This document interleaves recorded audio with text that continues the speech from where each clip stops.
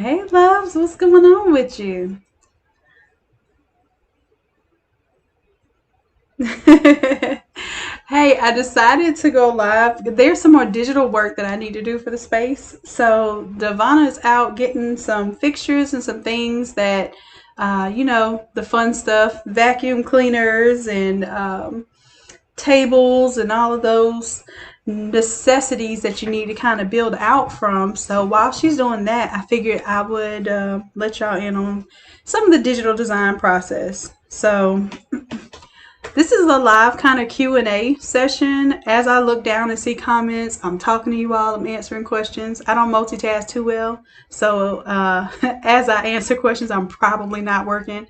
But I will look down occasionally to answer y'all's questions and talk through some of the things that we're working on. Right now, I'm working on what this back display is going to look like. And we're going to do a challenge. I don't care if you have a retail shop, if you work out a room in your home, if your garage is your workspace. I know we all have our places that we work and we feel real serious about. So we're gonna do a challenge where we basically create this framed backdrop. Okay, so that's what I'm working on right now, and I'm actually gonna go ahead and make this to scale. So let's do inches. Now, my space is going to be 8 feet wide because I'm going to do a 8 foot table underneath this area. So let's do 8 feet wide, which if I do, I'm going to do 96. Oops. 96 wide. Now this is going to be huge because this is going to be printed as a banner. So this file will be very, very large and taxing. The height, all right, so it's an 8 foot wall, but I'm going to add, that's what I was doing my math to kind of figure out how tall this really needs to be. So let's make it 8 feet tall right now as well. 96. And I'll make it 150 DPI. Let's create that space. And let's see. Go to my files. We're going to do this nice wood kind of backdrop here. Nice neutral color. And then I'm going to decide whether I want it vertical or horizontal. And I'll definitely be looking for y'all's input as well. Whatever you think looks visually appealing. All right, so the idea is that we're going to have a desk in front of it pretty much with the same wood. The desk in front is, let me go to my dimensions. I'm going to grab my phone real quick because I have the dimensions written down in there.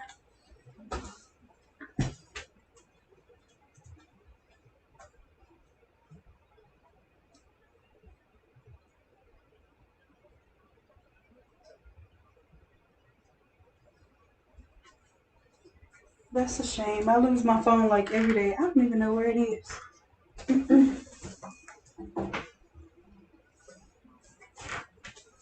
Oh, I'm going to check my downloads. The front desk is, I believe, 37 inches tall. So I'm going to use a rectangle tool here. Change that to inches. And the height is going to be 37. The width, it doesn't matter, but I believe the width is 108, so it's going to be a little wider in the area. So we'll do 108. Say okay.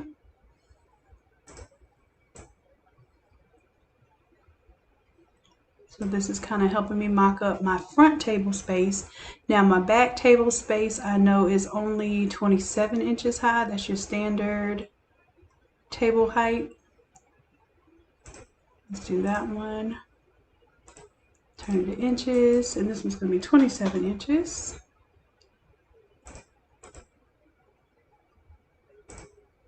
And this table section is only 96 inches wide. There we go. And I'm going to change my canvas size to be the width of the room, which is 146 inches. Let me go back to my schematics so I don't have to lie. Oh, I can show y'all the little photos and stuff, what we're working with.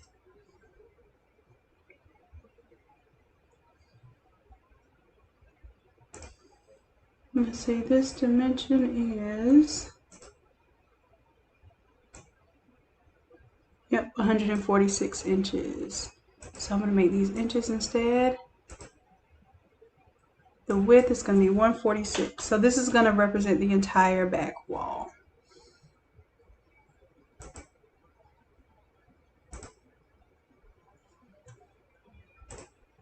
All right, fun stuff.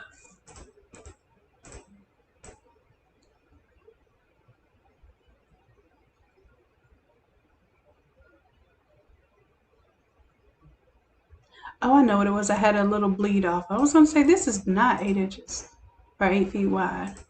Let's do Control T. I'm going to transform it. Check my properties.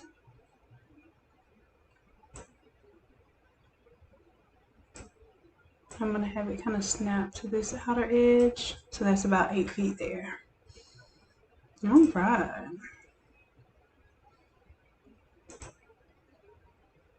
So what I'm thinking that maybe the desk in the back go vertical and the desk up front go horizontal, and we're going to just check that out mock-up wise, see what that looks like. So I'm going to right click, create a clipping mask, make sure that clips inside of the desk area. There we go. And then this one, I'm going to Control T, turn it 90 degrees there. And I'm going to make the backdrop be, let's make a shape. 8 feet, which is 96 inches, is going to be the width. And I believe it's 8-foot high ceilings. I have to double check. 96 inches in height. Oh, I put 96 pixels.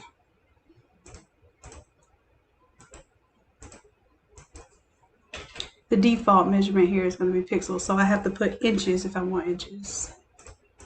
96 inches. There we go. And I'm just going to stop where it tells me everything is centered.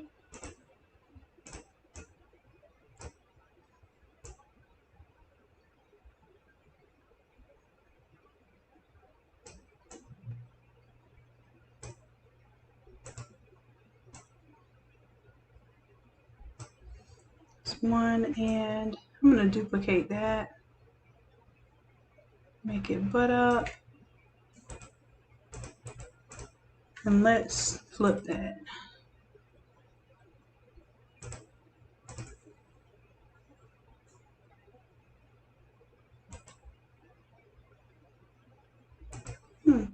Oh, I still haven't placed it. Let me place it. Control T. Now, why is it not letting me flip it?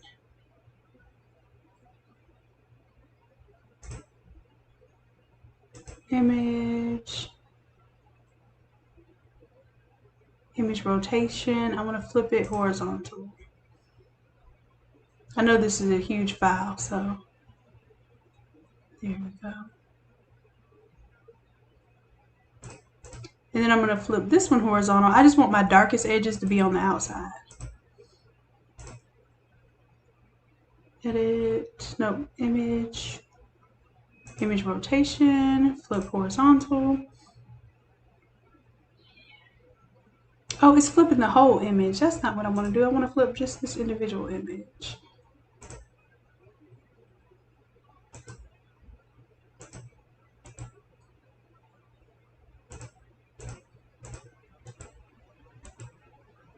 This is really weird. It's not letting me flip it.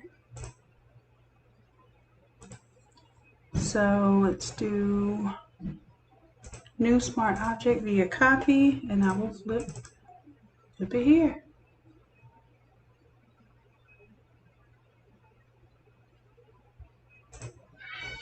Let's do image rotation. Now we're going to flip this one vertical.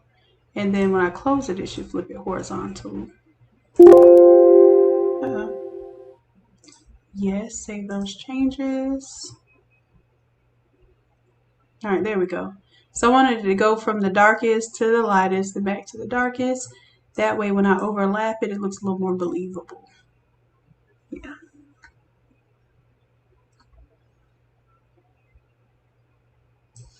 Let me get in there.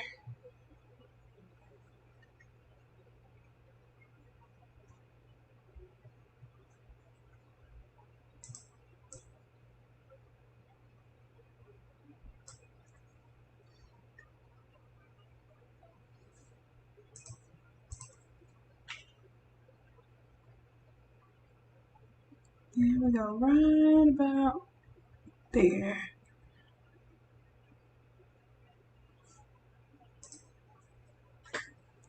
And let's turn our opacity back up, see what we're working with. I want it to be undetectable that I'm repeating here.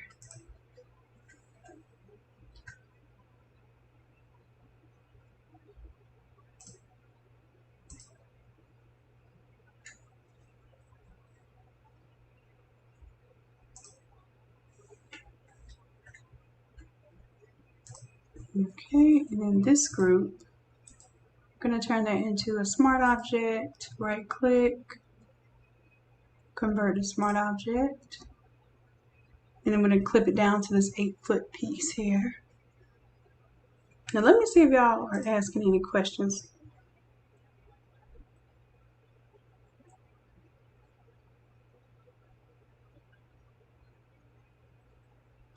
And actually that's a very good good observation. Was it glowing? So glowing, the reason why this is a retail space open up is not necessarily because it's going to be like a shop through type of place, but it's actually a showroom. So a lot of you may know that this has been the opportunity for a lot of us to kind of work on our commerce, which some of us have had no choice but to work on our own commerce because of the lack of employment and things that are going on due to COVID. So this is an opportunity to have a small, affordable space. This space is about $400 a month. It's more, it's a little retail space, but it is more or less supposed to be more like an office space. That's the sizing of it. So we're using this space to create a showroom for the sublimation items, the crafted items, and that sort of thing, so that people can still shop during COVID because it has a lobby area. So the customers can come to the lobby area, place orders, and pick up orders, but we don't necessarily have to have an entire shopping experience, hire people, have people walking around the store, and that sort of thing. So this is actually an ideal type of environment for those who are crafting and looking into getting into the retail space. Really what this kind of stems from is working from home, and with everything that's going on, having to have people come by your home, pick up masks and pick up shirts and that sort of thing, versus having a central location where you can drop off your orders, customers can come pick up, you can maintain, social distancing and all of that, but still not have everybody and their mama coming to your house. Okay. So that's what stemmed this, because of the growth during the COVID situation and not wanting to expose your personal home to your clients. So this is just a part of that process in building and basically seeing what the budgeting that's required to do this type of thing, the workload that goes into it, and hopefully you'll even get to see some of that the fruit that gets to come from this labor. But very good. Yep, shiplap. That's kind of the shiplap sort of vibe that we're going for here. Yes, Ken. And this is another thing. I'm going to be showing you all pop-up shop too. So different types of retail setups is kind of my that's my kind of go-to thing for excitement. So I like to set things up. I don't necessarily want a brick and mortar store myself ever again, just because it's a different type of energy that goes into a brick and mortar store, which I loved having it. But it doesn't allow me to do stuff like this with you all. It doesn't allow me to digitally work. It doesn't allow me to help you all grow your businesses. So I think that's my strength. My strength is all the information that I've absorbed over time to help you all grow your businesses. So if I had a brick and mortar, guaranteed I'd be having somebody in my face all hours of every day. I'm talking about even to 2 o'clock in the morning. Yes, that's true. And I wouldn't be able to help y'all at the capacity that I'm helping now. So I think this is my lane. You know, I'm happy with it. I'm sticking to it. And I get to still see y'all do brick and mortars and still see you do pop-up shops. That'll be my next module. I'm going to show you all, you know, the pop-up shop setup, what all I bring to outdoor pop-up shop versus indoor pop-up shops, banners, tables, generators, tents, chairs, everything you can think of that you need to have for those type of setups. So Ken, you might be a collaborator on the next project. So make sure that you make that presence known in the Innate Creatives group. So after I get Devana set up, I can, you know, if you're thinking about doing a pop-up shop, think of an event or a place that you know you want to have it set up, and maybe we'll do that for our next segment. All right, so I told y'all I can't talk and do stuff at the same time. I'm just looking at this thing right now. All right, so the idea here is that we have our desk area. We're going to have our logo. And for right now, I'm just going to take all of this, and it's grouped. I'm going to bring it in.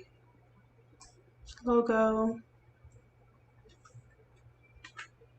And I did not intend to break up my clipping mask, so I'm going to bring it in after I put that on top. There we go. Go ahead and make it a smart object, so it preserves all my shadows and size and everything. Oh, I told you I was going to show y'all some photos. And I guess tomorrow I'll get physically out there because we'll have some stuff to do too. But this is probably the biggest part of the process.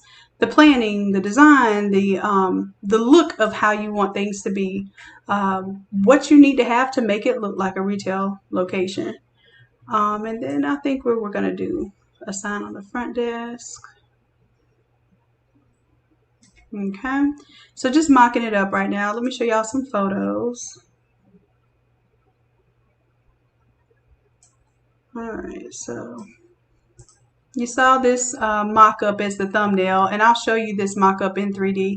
It's easier for me to design spaces in 3D as far as what will fit, how things will kind of flow, the workflow, the walking flow of the place. This is, like I said, this is a small place. This is what the front of the shop looks like. So it is one of the office spaces, but it's the very first one. And it just happens to have, this is my little 3D look of it. So this is when you walk into the front door. It has these double doors here, French doors. So even when you're not there and you have it closed off, the customers, there's a lobby area out here. I didn't get a picture of the lobby area. So yeah, if y'all remind me tomorrow, I'll do some video of, you know, the layout of it. So you walk into the lobby area, you can still see well inside of here. There's a little bit of slat wall up there. I actually helped the last people that were here. It was a cell phone company.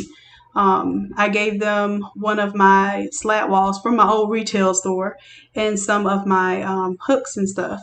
So they were able to set up and get that going. Unfortunately, that business isn't there anymore, but it opened up an opportunity for one of our fellow creatives to step in and do something with this space. So it's cute. It's pretty much ready to go. All we're going to do is, you know, vacuum up in here. We're not going to spend a bunch of time like painting the walls and that sort of thing, because the idea is to get up and running. It's already nice and neat. The colors we can work with. It's like a buttery yellow color. And we're going to go with gray. So we're going to wrap this desk with the banner so that we're not destroying current property. We're going to wrap it with that little shiplap or that gray wood look. And then I'm working on how this backdrop is going to look. So if you see here, this is the front view from the window. So we want to put something in the window that people can see. And then we also want it to, if people saw through and they see the backdrop and they see that desk area, it's going to have a little impact. So that is what we're working on at the current moment. Let me show you my little 3D. This is the 3D model of it. And it's to scale as far as the size of the walls and everything, and the desk. So you can see it's a pretty tight spot. But like I said, for sublimation and for these custom items, you don't need a big old retail shop unless like you're selling clothes and that sort of thing. And I don't suggest you do that at this time. I think that it's nicer to have a cute, quaint spot that you can afford, that we can put countless numbers of trinkets and things that we can make with sublimation. Pillows, bows. Devonna even blings out tennis shoes and Nike slides and stuff. So she's going to put some of that in there. Phone cases. We're going to sublimate some curtains right here. We're going to sublimate some curtains and some baby blankets and things like that, and just kind of stage it. You can't even fill up this wall with, it's going to be hard. I'm not saying you can. It's going to be hard to fill up this wall with all the samples and stuff, because it's a lot of product that can go on those walls if you aren't trying to stock inventory, okay? Which most of you aren't trying to do. All right, so we're trying to figure out now where we're gonna put the heat press. I think it's probably gonna be over here in this area, so we don't have to have the desk up so high, and that we can have dual screens, one showing the customer, one showing the owner of the shop. We'll have a little area in the back here behind the desk where you can kind of lay out your orders and have a workspace. But what I would like to do is have that gray wood kind of come from, let me back up a little bit. I'm going to have the gray wood come from the back wall down the table and down to the floor. That way, when she wants to take photos of her product, she has a little gray area, a little gray wood area, so she can snap her photos for her social media, for her online store, which is big. While you're doing a physical store, you should also be building your online store. And then this is the lobby area. And y'all see Karen right there on her phone. But this is the double door area here. It's about 48 inches wide. So you still, even from the lobby, you see how you can kind of see in there? You can see the display from the lobby. You can come in here. You can see pretty much everything along this wall as well. And then from the outside window, you can see what's going to be in the window and also what's going to be on the walls inside. So all the way around, even when the shop is closed, you're going to be able to see what's in there. You're going to be able to get excited about it. There was a little girl that was peeking into the window the other day, and she saw that we had some little cute stuff on some mannequins. We're getting ready to do our samples and stuff, and she was peeking in there and excited. So that's all you need. And it beats the tiny space that you would have doing a kiosk, which is another type of business model, is to do like a mall kiosk. Those are I checked mall kiosks here. They're $3,000 to $6,000 a month for a table, a cart that sits in the middle of the walkway of your customers. So yep. So I'm thinking right now we're doing small boutique. We have the pop-up shop, and then if y'all are interested in a layout for the kiosk, we can do a layout for kiosk. And the idea is that you know exactly what you need.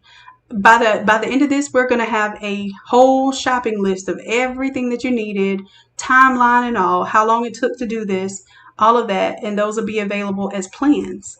So the plans won't be free, but the process, you watching me do this process, I'm making it free because I want you all to be able to get an idea of what it is that you want to do, and also what it is that we can do to help one another.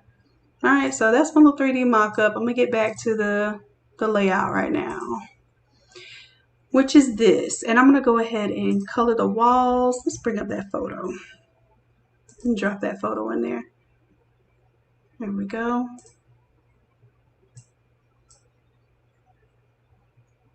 And all of that stuff, even down to registering the business with the state, getting your LLC, all of that stuff is a part of the process.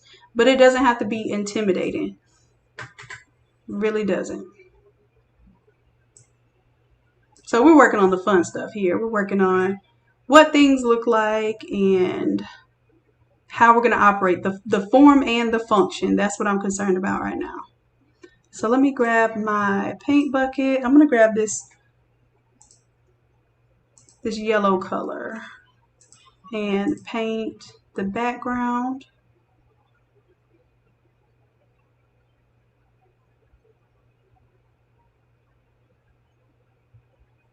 And it's a little bit lighter than this. Let me go a little lighter.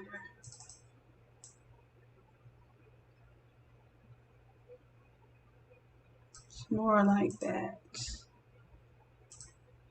And I'm trying to think if the ceiling is yellow too. I can't recall. I think the ceiling might be yellow. And it has some really nice molding around the room, the chair molding. So that kind of really works with the nice, clean look of the unit too. All right, so this is what I am thinking in terms of how to fill out the back wall. It really needs to be kind of a one-stop shop for your layout. So let's do, I'm gonna do here to here. Sorry, my niece and nephew in there playing with their dad right now, making a lot of noise. But hey, it's Saturday. Let's see. I'm gonna color it white right now just so that I know how far I kind of want these products to go out. Now Devon is working on her samples, and this is what I have. I think did I take pictures of the samples? I think I forgot to send them. All right, so I do need to find my phone. Y'all, I'm gonna find my phone real quick. I'll be right back. It's probably dead somewhere because I never answered. Hold on.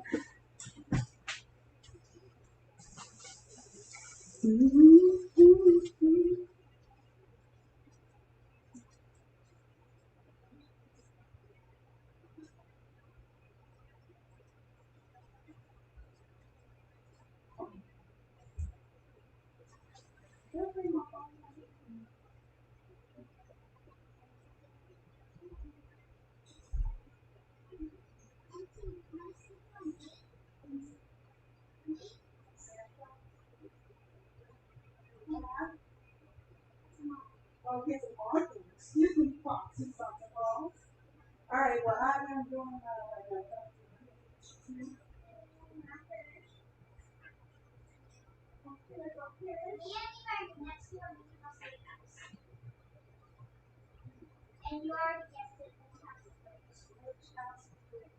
yeah, I'm pretty sure. I will keep building. See if keep looking. Okay. All right, love y'all. Don't be like that. That's all. How do I lose a whole phone in my own house? Now, this is my life. I lost a whole phone in my house.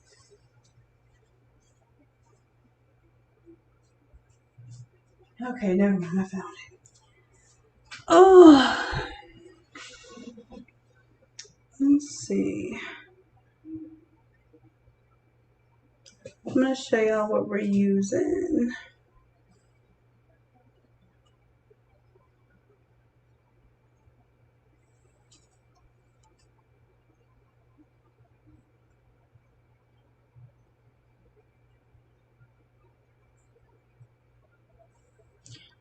So we have t-shirt forms, some license plates, socks, etc. And I probably could have taken better photos of these. But the idea is not to spend too much time on the mock-up, but to spend time actually making the samples. So I'm going to email this to myself.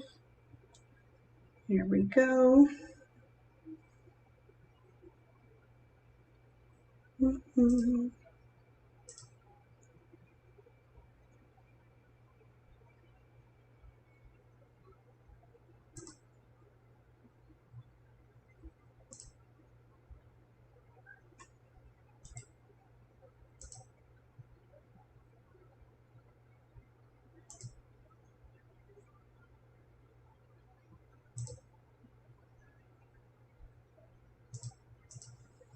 Okay, so these are just some items that I have at my little my pop-up shop type of setup.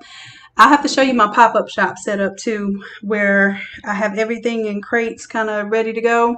But these are some of the samples that I have with my pop-up shop. The last one I did was a FAMU game. So I have like a lot of orange and green stuff. I don't have anything with like the FAMU insignia and stuff on it. I don't play that because they're out there with their people in a clipboard ready to take names and to take businesses. So I focus mainly on the personalized gifts, things that kind of go with the theme of the schools. But I'd like, even if I have like a rattler for FAMU, I don't have their rattler, or I'll try not to say the word rattlers with a snake at all. Like I'll use snake print when I say the word rattler. And they still try to say something about that, but she couldn't because I didn't use their rattler. I used snake skin, and I said something like I made one look kind of like was it a Louis Vuitton type of look, but I didn't use the logo at all, and it just said Rattlers. Oh no, it was a Supreme logo. So you know how the Supreme logo is across the chest, so it said Rattlers, and then I had the snake wrapping around. It was my own snake that I colored, and it was wrapping around the Supreme looking thing, and it kind of cut off some of the letters, so it didn't actually spell Rattlers. And she was like, "Yeah, well, it's in orange and green, and it says Rattlers." I was like, "Technically, the snake is covering up the A, so you don't know if that says Rottlers, Rattlers, or Reitlers. You can't tell me what it says." So, anyways, I won that battle. Just to let y'all know. But I'm very, very careful because it don't make sense to be out there making money and then to lose everything in one event just because you're either unaware or very stubborn. So I'm just gonna use these. I didn't even take a good picture, y'all. I just threw them on the floor real quick just to get an idea of what we can work with. And as a matter of fact, I'm gonna deselect that and just do a quick little cleanup.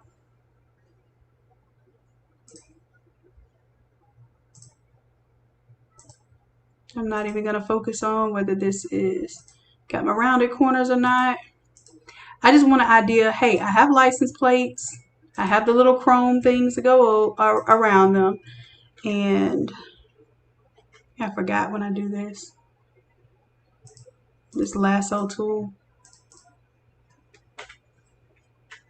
I don't have a ability to go back. I usually use my pen tool, but I'm using my little cheat method. All right, so Control C, Control V. I'm just gonna call that LP1. And this is the stuff that I would do like all day. If I'm doing an event, putting something like this up, all I did was copy and paste the tree from the background to make the background a little bit bigger. So it's their photo, it's their background, and I just put the word true love in front of it, add a little drop shadow, and they were ecstatic. So these are all templates that Devonna will have also for her shop. All right, so this isn't really to scale. I need this to be, I hate that everything is in pixels. Let me see if I can change the default setting here. Preferences. Let me see what my preferences say. Units and rulers. Rulers, I want in inches. Let's see if that makes a difference.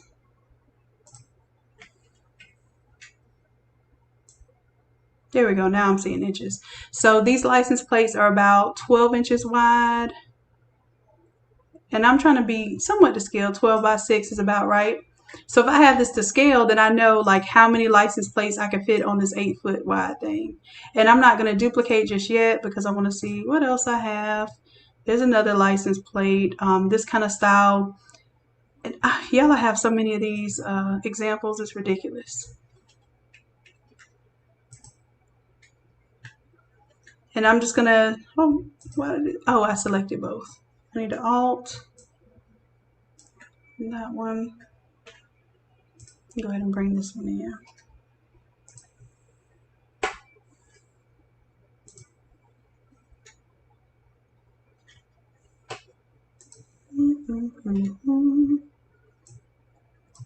really what I should be doing. I'm not lying. I'm just showing y'all these images, but I'm not even supposed to be taking photos of this. What I'm supposed to be doing is taking the blank substrate. So let's do that. Let's grab, where's my,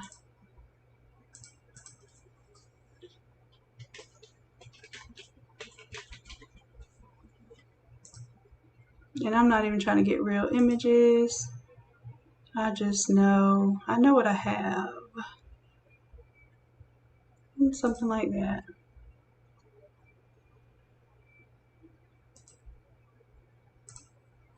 And I'm just saving some images to mock up.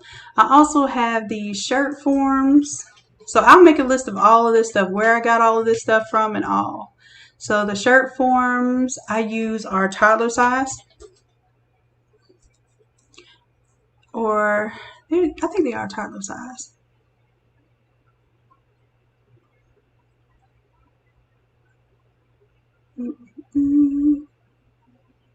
So I'm going to use that because it kind of shows the shape of the ghosted image. Is usually the way they do ghosted images is they either put it on a mannequin or a shirt form, and that's how they take their photos. I just wanted to really look toddler size because the toddler dimensions are different than an adult shirt. So I think I like that one. So we'll have that one. All right, so shirts, and then I have some the sock form, these things here.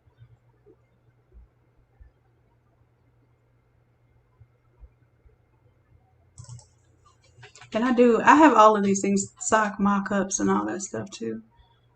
Let's see, I just want a single one.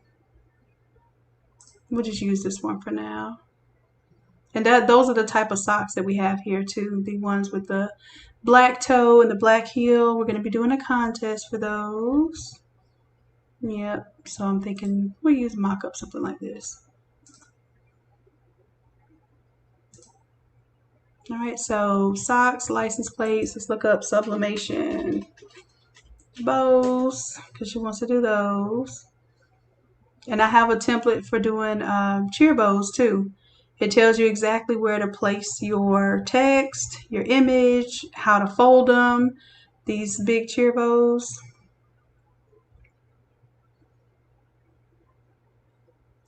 I'll just use this one as a part of the mock-up.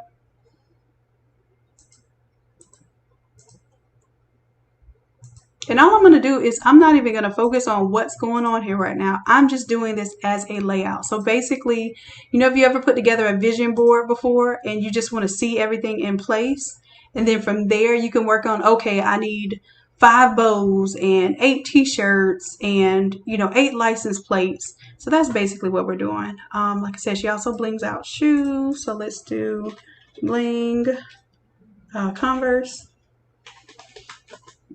And the bling Nike slides.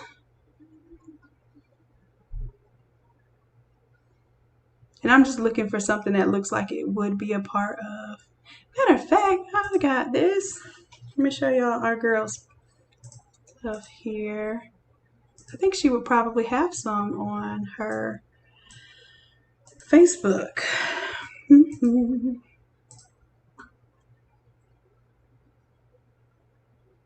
Let me look her up.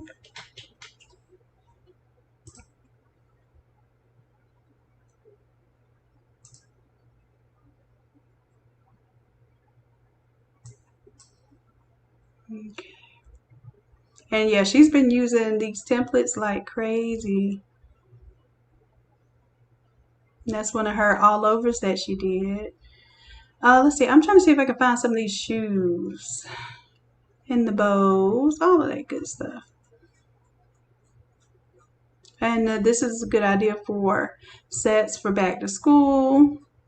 So we'll have a display area for that stuff too. Masks, socks, t-shirts. Even though people have to be covered up, they still want to be cute. These are some shoes that she recently did. So I'll grab that photo.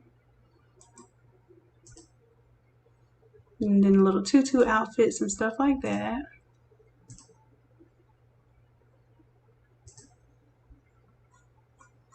was trying to see some of the Nike slides. She does some really nice slides. That one's kind of cut off. Oh, shoot. I didn't mean to do that. Well, we're just using it to mock up. I'm trying to be perfect right now, but I don't have to be perfect. I just need to pull some of the source images together. So Nike slides. Let's see, what else? Oh, she'll have plenty of t-shirt samples. She's done a lot with the, like, and y'all see, she's doing her thing with these templates. So y'all can't tell me these templates can't make y'all quick money. Make its money back in the first shirt that you press. Basically, you pay for the design, the template one time, it pays for itself, and then you're able to use it after that as often as you like. So I'm thinking I need to put some mask on there. I was trying to see if I can find some mask kind of by itself, but we'll do what we've been doing, and let's do sublimation mask. We're just gonna find one real quick just to use for our mock-up. If I can find one with a print on it, just singly by itself, that would be cool. There we go. Save image as. Okay.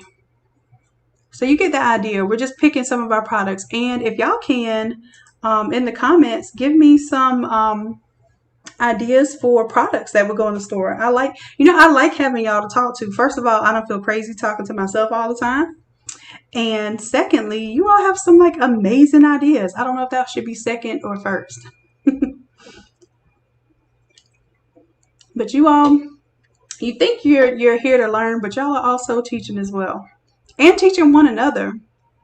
We have a really good community of people who really want to see other people thrive. Oh, that's a good one there. That would be perfect for the boutique, as a matter of fact. Perfect for the boutique. All right, so I think I have enough. We got socks, t-shirts, masks. I'm kind of getting an idea just from what she's already produced recently, the type of products that'll be offered, and I'm sure she will grow those products as she's making customer connections. People will tell you, the market will tell you what it wants. I promise you that. You don't have to go into something knowing exactly what people will buy or want to buy. You put a few things out there and they will tell you exactly what they want. So yeah, that's a cute one too. All right, so I have a few license plates designs. We'll do some photo stuff, some cutesy stuff. These are masks that she sells masks too, so she's gonna do well for herself. I'm confident of that. And part of it are the tools and the planning that you have in place. Okay, so that's my job, is to help develop these tools and these planning methods that kind of guarantee success. As long as you show up and you do the work, you're guaranteed success.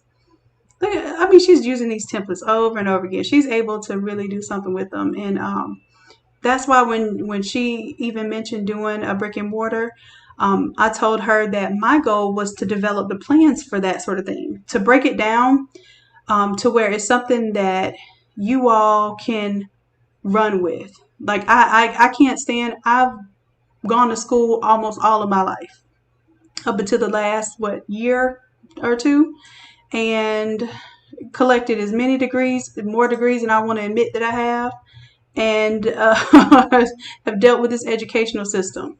And the big problem that I see is there's a gap in practicality in what you learn in school.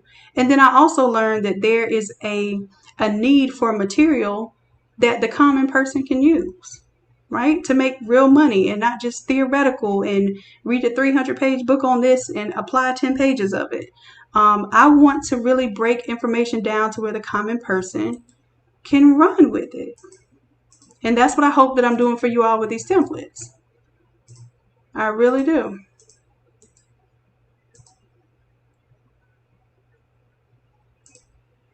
So anyhow, and then this is me giving you ideas too of kind of what you want to start doing. Do your vision board, even if it's not your own products. I would prefer that they be your products, because here's my deal. If you are recording any kind of content, so I got socks, license plates. I didn't get shirts, but I'm sure we'll find shirts galore. So I'm actually going to take these products out. I'll take this one out. I don't feel like cleaning up around it. Okay. And we'll start pulling some of these other products in.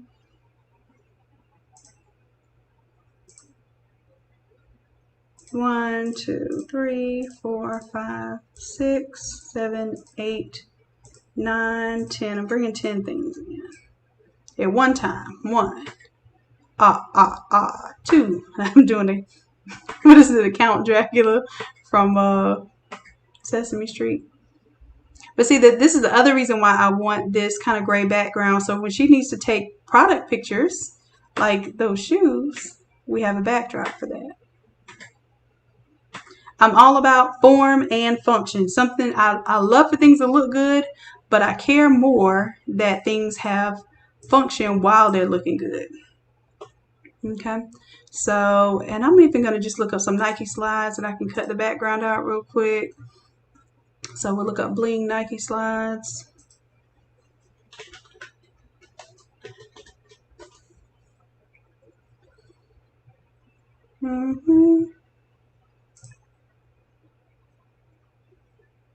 And like I said, I don't really care that these are other people's images because I'm not using them as images. I'm using them to demonstrate or demo a mock-up. All right. So, and then this is also how you can figure out what your product assortment needs to look like. All right. And it's kind of funny because these might actually be hers.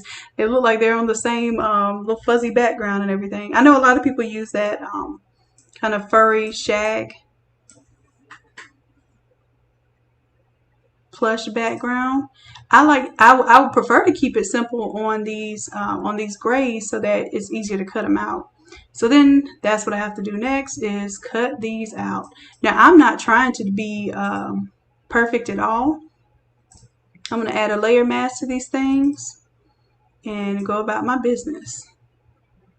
Just paint away some of the background. Like I said, the objective here is not to be perfect. It's to showcase what can be done and what samples she needs to start getting done because that's her homework. Uh-oh, I took away a little too much there.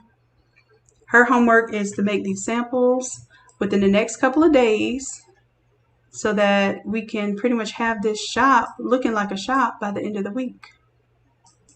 I know that's very ambitious, but I highly believe it can be done.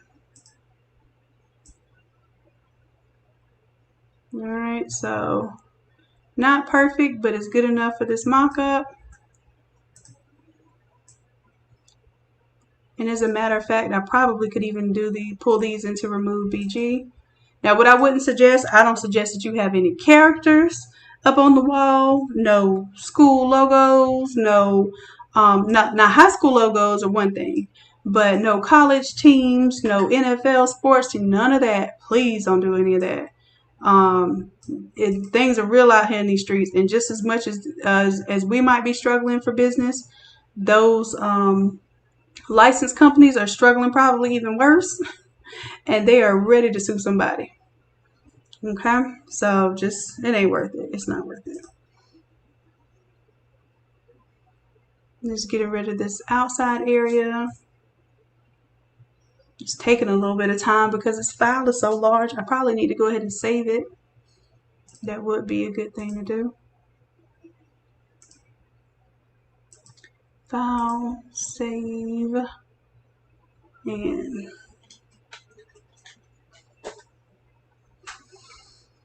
there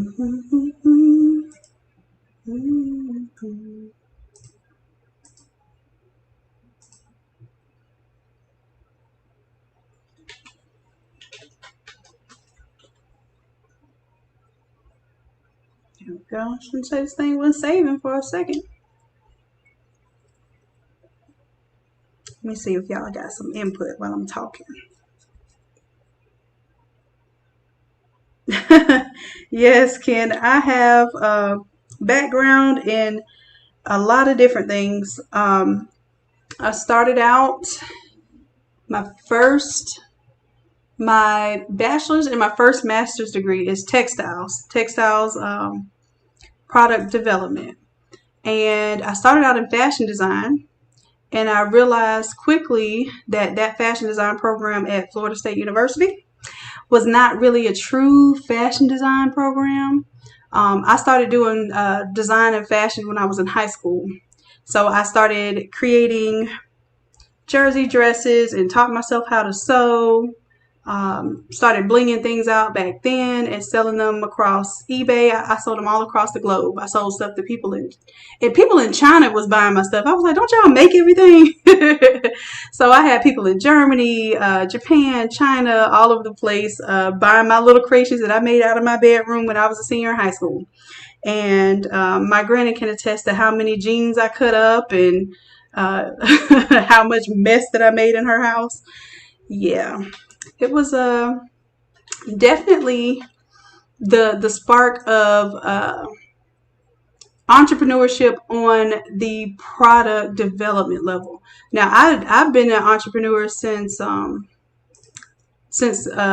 what, elementary school. I used to sell candy. I used to sell my crafts at school. I actually got my stuff confiscated one time from the course director because she was jealous that I was making more money than the choir was selling products. So she took my book bag and all my all my money. I had like $125 in there.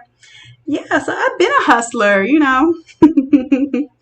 It's in my blood. So from there, fashion design, textiles, learning about fabrics and the technical properties of fabrics. The engineering school sought after me. It was like, well, you're so interested in fabrics, but it's just not the typical fabrics. I was interested in the technical fabrics, Kevlar, carbon fiber, glass fiber, those sort of materials that had special properties because I always loved to make things and make inventions and that sort of thing. So they were like, well, would you come over to engineering and we'll pay you to get an engineering degree? So there I go on my second master's degree. I was still in my bachelor's program, working on my second master's because my first master's was in textiles. I was doing that as a bachelor's, and I was taking advantage of that bright futures, baby. Like, one thing about me is I'm gonna figure out how to get paid for. So Bright Futures was paying for my undergrad. They also paid for about 12 hours of my master's degree, and then the engineering school paid for about 12 hours of my master's degree while I was an undergrad for the engineering program. And then by that point, I said, hey, if y'all want me to do finish the master's degree, then give me it's not called an internship. What is it called? I can't even think of it right now. Work, like it's it's not a work study. Basically, it was something they called a research assistant. Okay, so then I became a research assistant for the laboratory at the engineering school, and I learned 3D scanning. I was the only person that did 3D scanning. I did 3D modeling. I did 3D prints. I learned how to just make prototypes out of carbon fiber, made a UAV out of carbon fiber, things of that nature. And then I decided, my dad was like, hey, if you want to teach, then get a PhD and if whatever you want to do, get a PhD in it. And I'm like, what is a PhD? I still didn't really understand what a PhD was. Now I understand it's just a lengthy program. So yeah, I did the PhD program while I was doing my master's program, and that was paid for by the schools and fellowships. So I got a lot of experience just to find out that I do want to teach, but I like my own thing. I like my own curriculum. I like my own kind of freedom, and a lot of times you're not going to have that with somebody else's job. So that's what I had to realize, and then I had to realize that it's also not going to come with that six-figure salary off the rip. So I have to build my salary, or I can go work for somebody and make, around about $120,000 a year with all of this student debt, or I can create it. And I wouldn't have a problem teaching, as a professor, if they didn't have a stipulation. Most of the time when you work for the university, any ideas that you come up with belong to the university. And I don't know about y'all, but I'm tired of the this modern day, kind of indentured servitude, slavery and stuff where you just work just to live. And if I work really hard and I come up with an invention, I don't want anybody else to own that but me. So here I am. just making things work for what I feel like matter to me. And it is helping people, but it's also growing my brand and my personal business as well without having to give somebody else my credit. That's probably a little more information than you wanted to know, but there it is.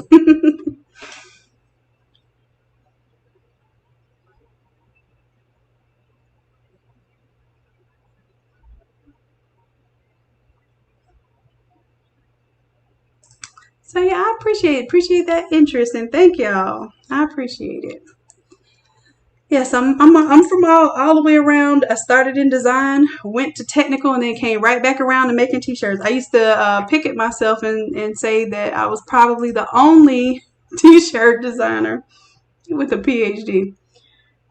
And I don't know how my dad would feel about that. I think he would feel because we started this business before he passed away. That was his dream, to be an entrepreneur and have a family business. But what ended up happening was he had kids. He had to raise us as a single dad, and I thank God for him as my parent. I really do. When I tell you my dad was everything from the super strict, but also down to the you super caring, one of the biggest hearts you'll ever see on a 6'3" person, and wouldn't mind giving you the shirt off his back, but wouldn't hesitate to tell you how to get your own shirt so you don't have to give you the shirt off his back again. I don't know. I just feel blessed that that is the superhero that I had in my life. All right, let's select inverse. I'm not trying to get perfect with this. I'm just using it as a mock-up, so I'm going to keep reminding y'all of that. Now we're going to do Alt to take away that background. This file is huge. I should have done this, made these little PNGs before I brought them into here, because when you're mocking up, you just want to be able to pull things in and basically push things around. You don't want to be doing all of this. And let's see, I meant to show y'all to see if Remove BG would even do a lot of this. Let's see. Let's test. Let's put, and I don't know why I'm logging in because I'm not going to use my credits. Like I said, this is just easy breezy mock-up stuff. So let me see what it would do for those shoes. I had a feeling the shoes might not work out well. Okay, Remove BG. All right, so I underestimated it. I'm going to go ahead and throw all of these in here. See what I come up with. Perfect.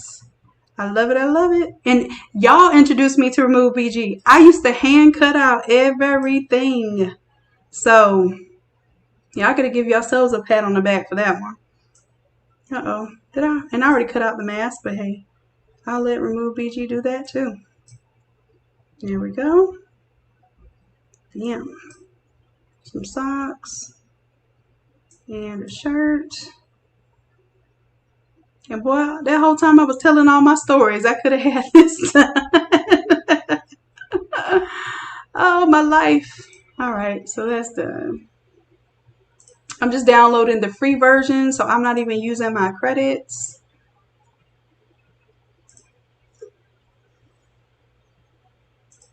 Did y'all think of any other items that might be good for on here? What are some of your best sellers, either online or in person, besides t-shirts? Because I know we all do t-shirts.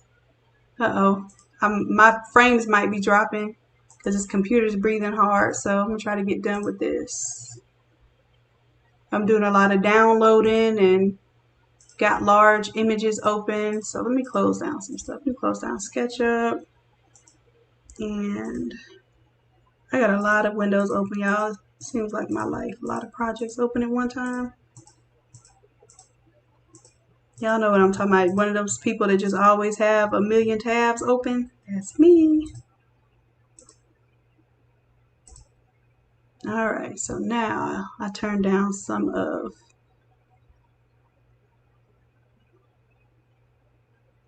let's see, did I get my shoes? Show in folder. So I got the little kitty shoes. I just need the slides now.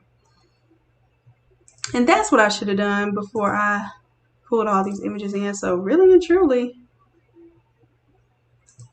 I'm going to delete all that. Zoom on out. And then I'll have my folder with my PNGs.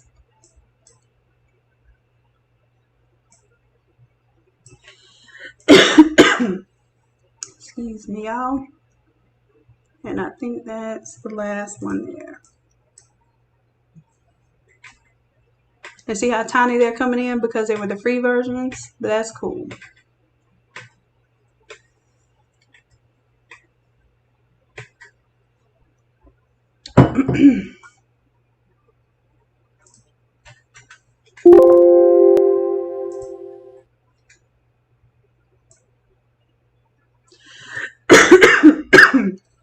These aren't going to come in to scale either, so I'm going to have to play with that. My socks, I think they're about 13, 14 inches high. That bow is probably not going to be that big. I think the bows end up being somewhere around 6 to 8 inches high. And I'm just doing this off of memory. Y'all don't take notes on my numbers right now. All right, we did say license plates were like a 6x12. I'll use that one to kind of judge. That looks good.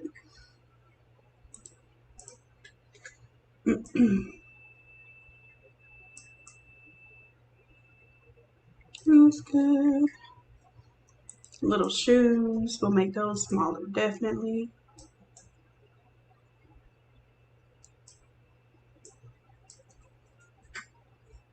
Big shoes, be kind of about the same size with the socks, a little bit bigger. And what is that, mask? Scale wise, that mask is probably about the size of that license plate. And of course the t-shirt. Now I like to build my designs off of, I think that these shirts are about the same width as the license plate, because what I do is I space my shirts out based on the license plates. Alright, so this is typically how I build out when I do a pop-up shop. I do t-shirt, grab that one, space, t-shirt, space, t-shirt, space, t-shirt. And then usually I'm able to take license plate and do 1, 2,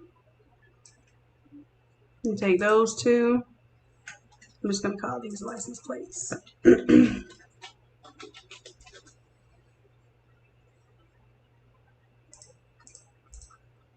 Take those two, Alt, click, select, drag those over. 1, 2, then 1, 2, and 1, 2.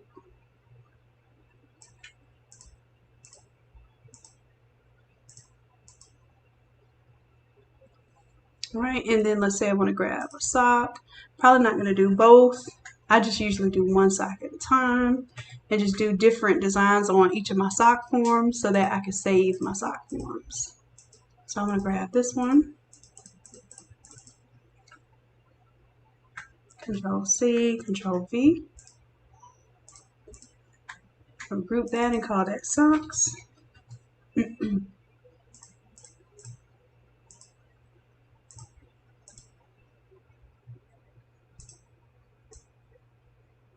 And let's say that we might have a little sock section. 1, 2, 3, and 4. We have some bows. I think she's going to start advertising those more. I didn't mean to make all of those copies. I just wanted to copy the single sock. My bad. Alt, click and drag. 1, 2. And then these, what I'll do is duplicate them. And then Control T. I'm going to right click and flip them horizontal.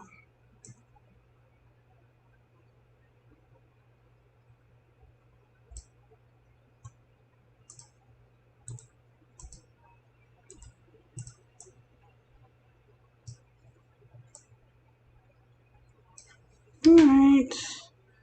Let's see, what else do we have? Slides. Now, slides are a little more expensive to create, so they'll probably be maybe a couple of slides on here. So maybe I'll do slides on one end and maybe slides here and baby shoes here. So maybe no socks right here, or I'll do baby socks right here. So I'm going to make that one smaller. So maybe there'll be baby socks, t-shirt, little tutu on there, etc. Maybe that bow. So let's make a group just for bows. And I'll take this bow. We'll kind of make it to scale with that shirt. And then that way you can kind of show off how your outfits and stuff can go together. So maybe there might be 2 bows on here. And of course the mask, you can't forget about the mask. That's crucial right about now as far as your sets that you're selling and everything. So I'm going to do it smaller for the kids mask. Oops, I forgot to duplicate it. So group, we'll call that one mask. And let's duplicate that one. So maybe we'll have an adult mask there, kids mask there. And then this way you get to show 2 different sizes. So look at your mock-ups, and this isn't a digital mock-up. These are going to be real products. So use this as an opportunity to show the sizes. If you needed to show like a extra small, medium, large, or something like that. Well, no, for the mannequins, I just use extra smalls and smalls. I try to use the smallest shirts possible so my graphics look really big on them, okay? You saw that example of the shirt that I pulled in. Let me see, I'll pull it in again.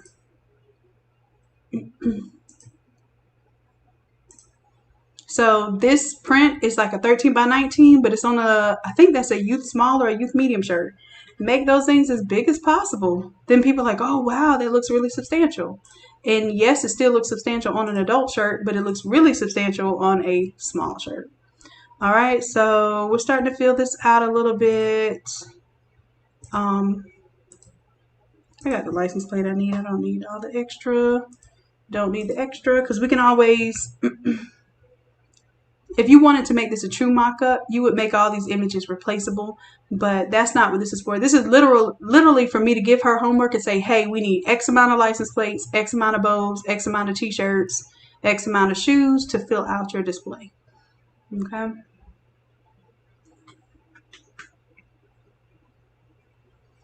Okay.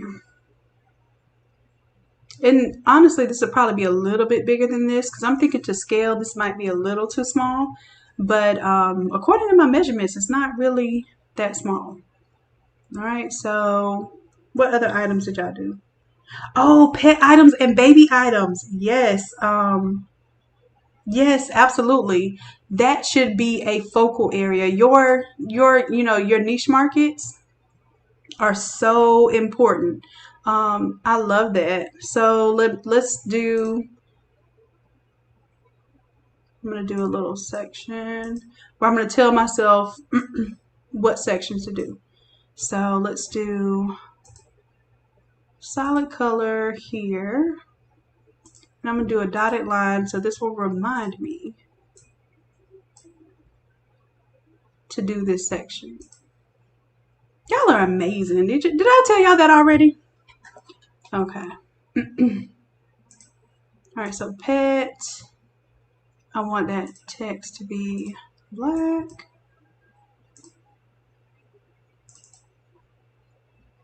And how big do I need to make this text to start seeing it? Oh, this is a huge file, so let's go ahead and put that 300 point. There we go. So now we're going to take this is our ideas as far as what other categories we're going to do. So let's say category 1, and I have my little list of categories on my phone. This is going to be perfect.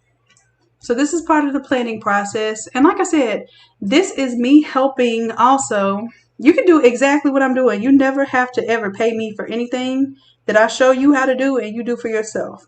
But when I do sit down and help, help create things that you don't have to do the work to do, then yeah, that's when I charge. And I love y'all, but I gotta, pay for my time and my all of my degrees and student loans too. All right, so here are some categories and some. Okay, so birthday. I'm coming up with some categories right now, so y'all are welcome to help me. Let's do 1, 2, 3. I think we're gonna do maybe 4 categories. Can we get 4 on here?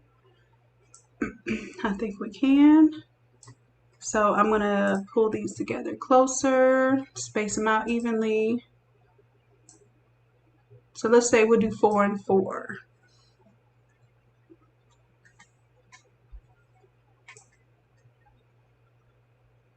And then this will be sections that we have throughout the shop. Oh, this is fun. I didn't think I would have so much fun doing this with y'all, because usually this is the type of stuff I like to do by myself because it takes me so long, and I kind of get inside of my own head and I forget that there are people who can really help out with this, i.e. my creatives, my fellow creatives. All right, so birthday. I'm trying to look at my little list here. Birthday, family reunion, remembrance, football/sports, wedding. Okay, so we have plenty of things to go by. I'm going to start with one category. So birthday, definitely birthday is going to be a big one for you all. Birthday. What's our next category? I'm kind of going in order of what is really. We got sports. Sports is probably even above birthday. Now, I want y'all to be careful about sports. Even though you may want to do like Florida State is big here for going around people's shops and asking when you put an FSU symbol on something, and then they trap you up. So don't fall victim to that. I've heard stories about people doing that in Louisiana. They don't play about them Saints. They don't play about LSU. So just a little heads up. So even if you were to do something that said Tigers, like go Tigers, like just don't put photos of the football players. Don't put logos from the schools. If you did use the colors, just be creative that it's not infringing on their rights.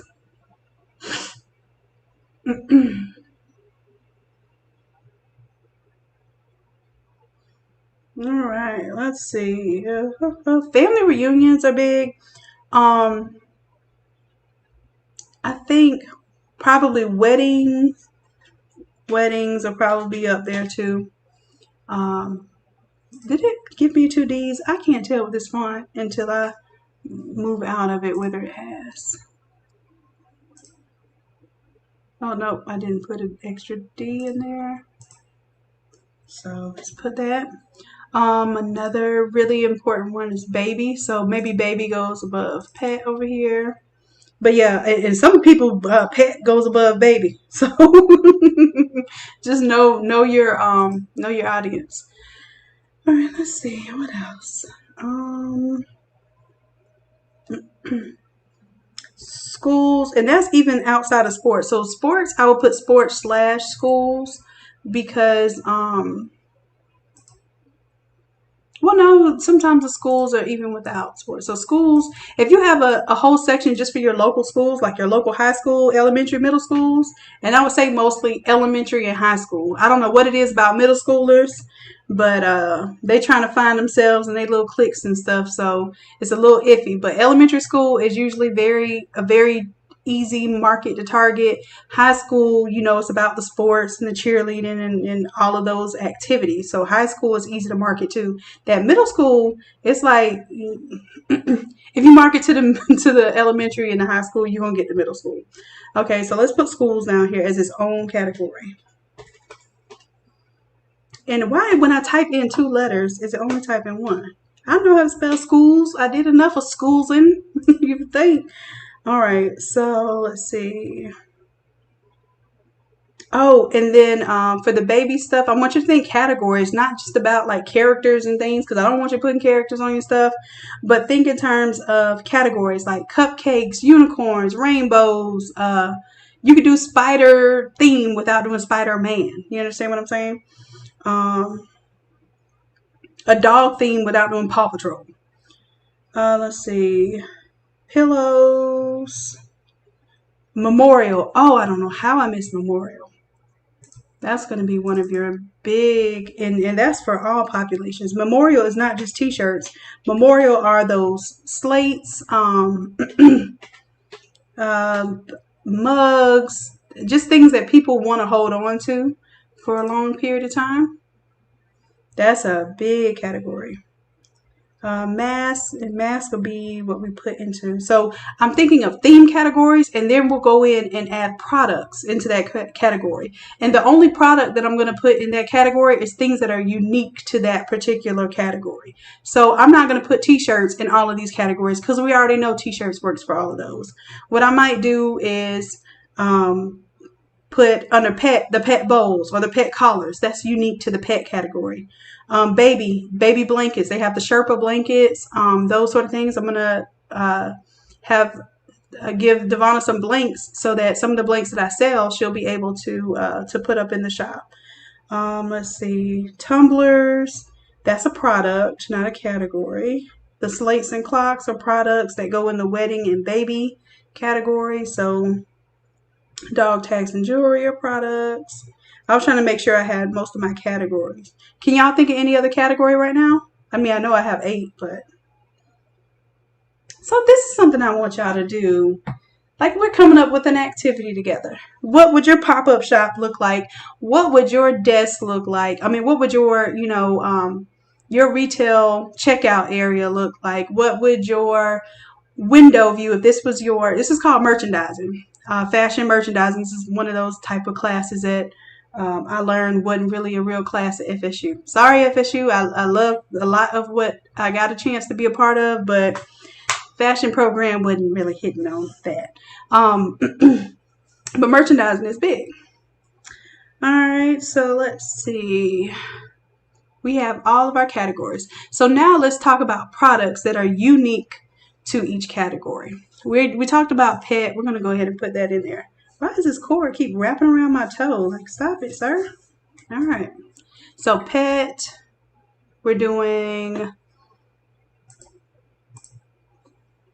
I'm going to type a new text box inside of this and let's choose Baby's New.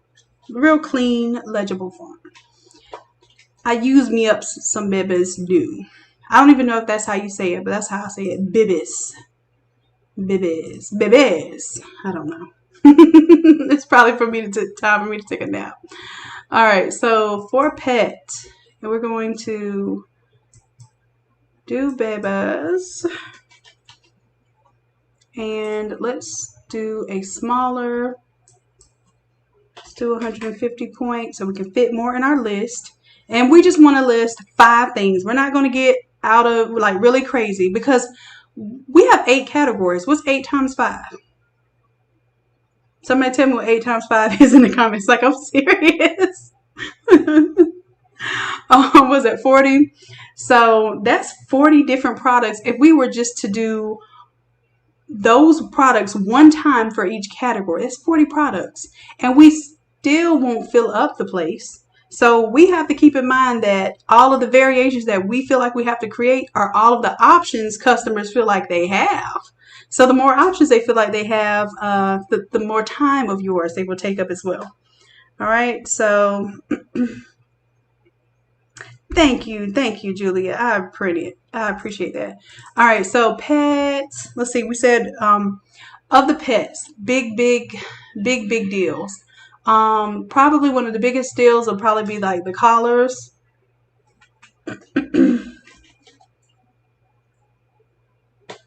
It is really not registering when I type in more than one thing.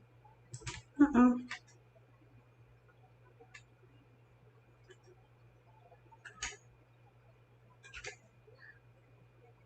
Let me go back to my history. So obviously, just moving stuff around.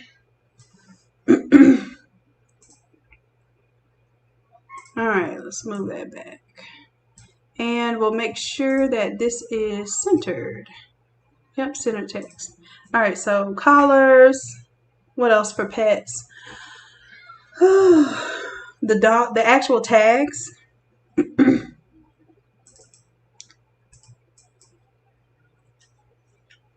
Tags. So we're gonna pick 5 things: collars, tags, even like the little doggy shirts and stuff.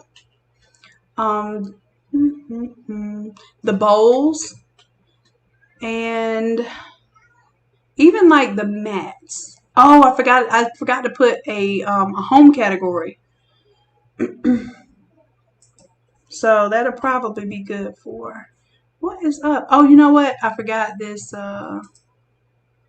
The spacing is on. It's not on auto. Control A. And turn that spacing on auto. There we go. And tags, shirts, those. And I'll put collar / leash because I think those will go hand in hand. Definitely the bowls. Shirts. And I think there's a little delay here. So if it sounds like I'm just copying off of you, that's because I said it first and then. I'm just kidding. You know, we always like to argue over who came up with the idea. Me and my brother are the worst for that. Like, we spend so much time. No, I came up with that idea. Can we just work on the idea? All right. So we'll stop with there for pets because we can always add something later. I just don't want to get stuck.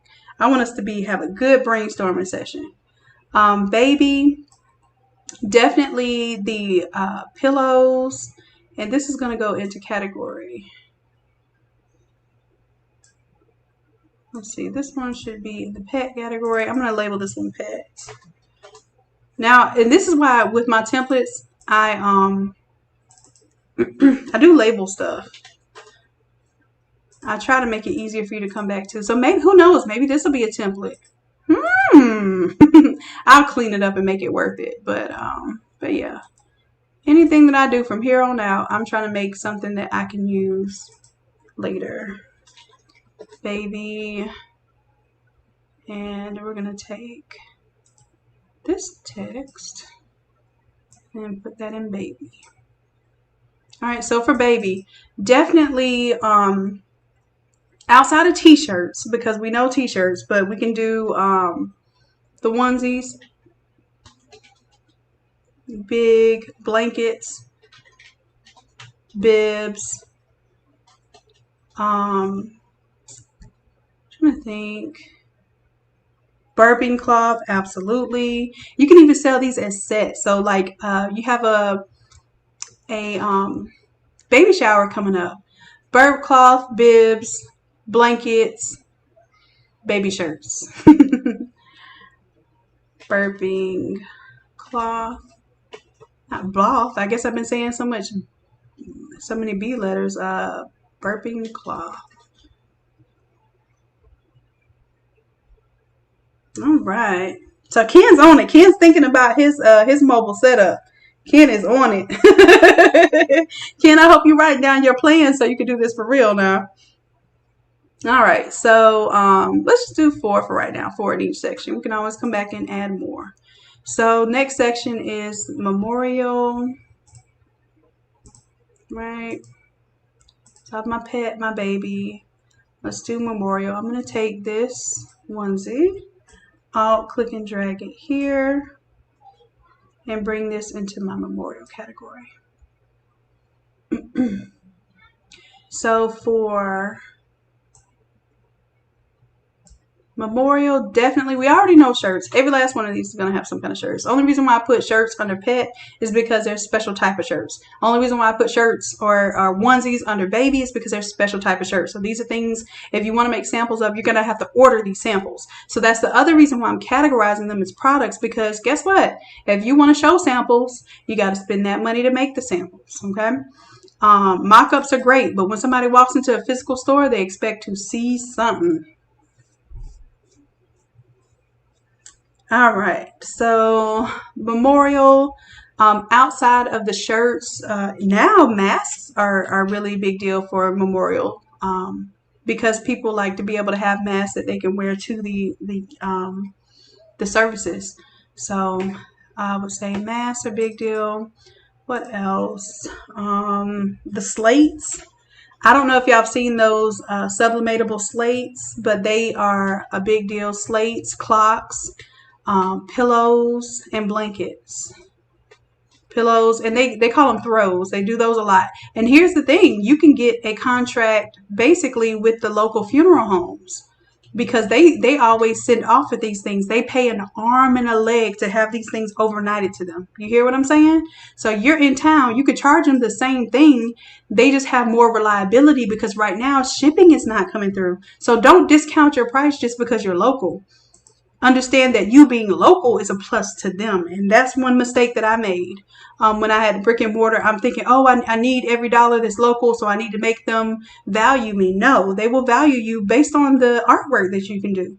Your templates alone look better than the majority of most of these companies out here printing any of these funeral shirts and these the slates and the blankets and the pillows and all of those things. Use those same templates for all of those different items. All right. Like, I don't want you discounting your prices. Like, I went through that. And the thing about it is, when that rent is due on that unit, or you got to pay that credit card bill on those materials that you bought, nobody cares about discounting your bills, right? Just make your prices worth your time.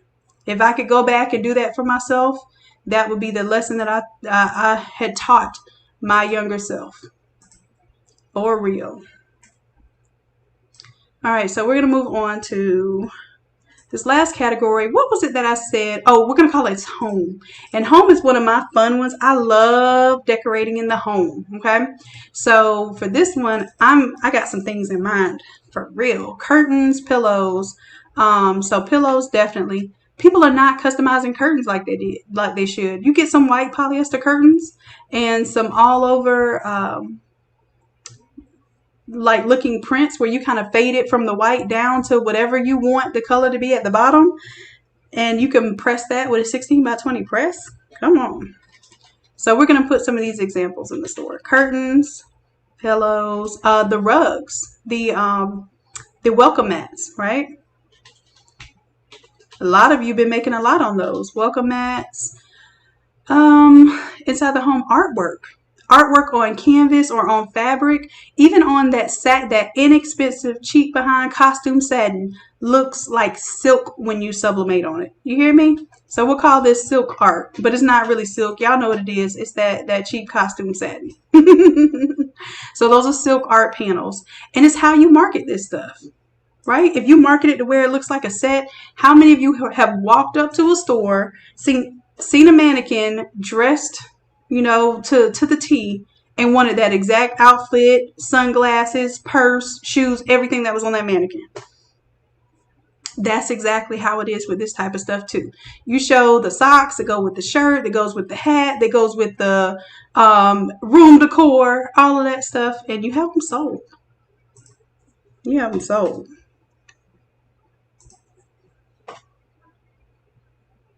Okay, so we're doing pretty good here.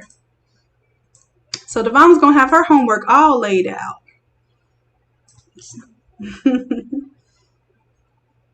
All right, what else? Oh, the liner of the caskets. That is an excellent idea. Kim, let me tell you what I did for one of my best friends. When her dad passed away, she's a daddy's girl like me too. So when her dad passed away, we did a handkerchief. Oh, that would be good to put in there. Nobody was doing those.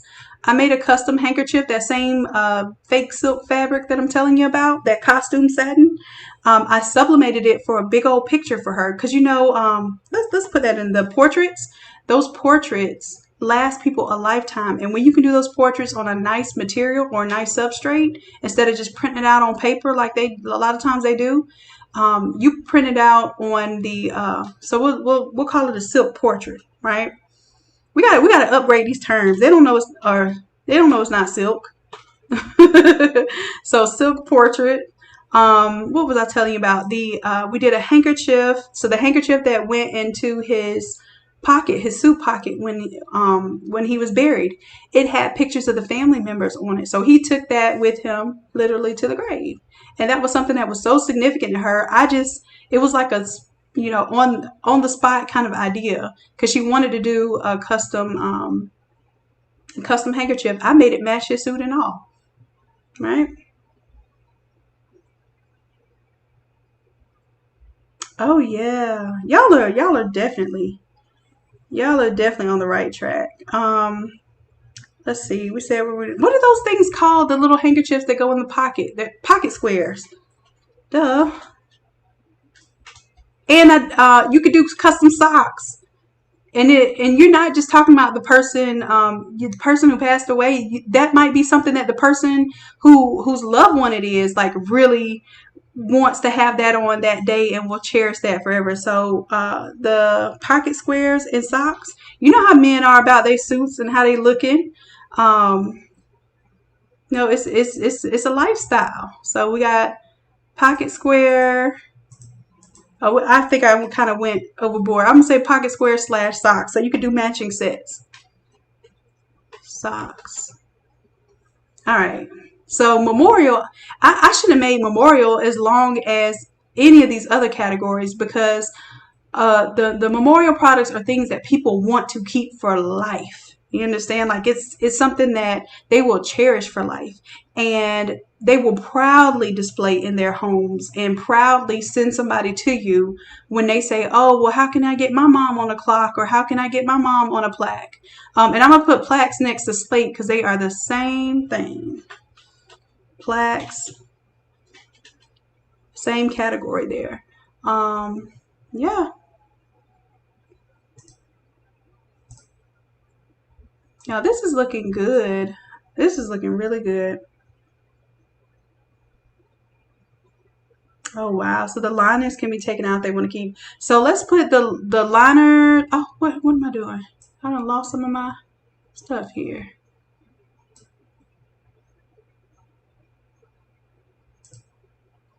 So I'm gonna put pillows and throws on the same line, and then we're gonna put the liners because the liners is something.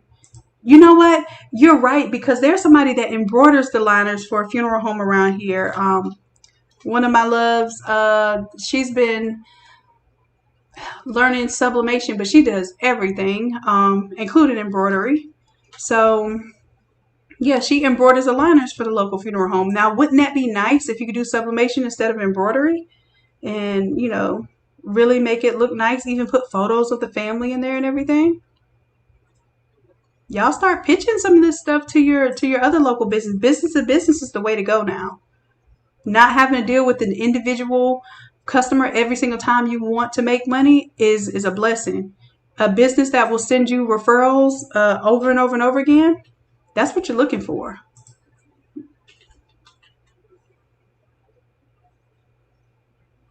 Ooh, okay, so I'm talking about Ose.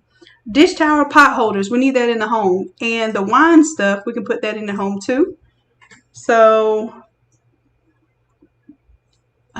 what did I lost it? There we go. So home, we said dish towels. Absolutely. What'd you say towels? Did you know they're like full on towels too? that you could do like for the bathroom and stuff. You can decorate just like the little strip across the middle of it. So keep it nice and neutral and decorate just that strip. We're going to say towels. What else? Pot holders. So that's the whole kitchen set. I did that for my granny for, it was either Mother's Day or Christmas. I did the pot holders, the what are those wrought iron things with the tile that you set the pots on top of so they don't burn your cabinets? I mean, burn your countertops. I did a set of those. I did a cutting board. What else? Something else that I did, and it all said Callie's Kitchen, because that's my granny's name. And then I did it with her little fruit theme that she loves, and she was just as tickled. It actually meant something to her. Yep. Y'all are on this. And for wedding, a lot of these categories for home are the same categories for wedding. The same. And some of the memorial stuff is the same the same type of products that would go in that category. So you'll start to see some themes that repeat. And yes, now you see, okay, well, I need to get towels for wedding and for home. Like monograms are huge. Anything you can throw a monogram on is already a winner. A monogram is a letter. Do you know how easy it is to design a letter? So I definitely want to see y'all do that. Yeah. And here's the thing, like Julia said, she did a whole kitchen setup for her mom and sold a couple sets on Mother's Day. Once you have an example of what you can do, because people can tell when it's a mock-up, right? Once you have a real deal example of what you can do, you think these people aren't gonna, even if you did it for your family, you think these people aren't gonna ask you, hey, can you do this for me? Can you? Absolutely. Here's the price. Just make sure the price is right so you're not wrecking your brain trying to do everything for everyone. Make it worth it. All right, so we're good on this one. So now I can literally take some of the information from this side and pull it over to our other side. So let's see, memorial and home are definitely going to be good for wedding. Yeah, now we're getting into the real deal. So let's see, home. I'm going to put that up here with wedding. And let me look for the word wedding. Where are you? Here you go.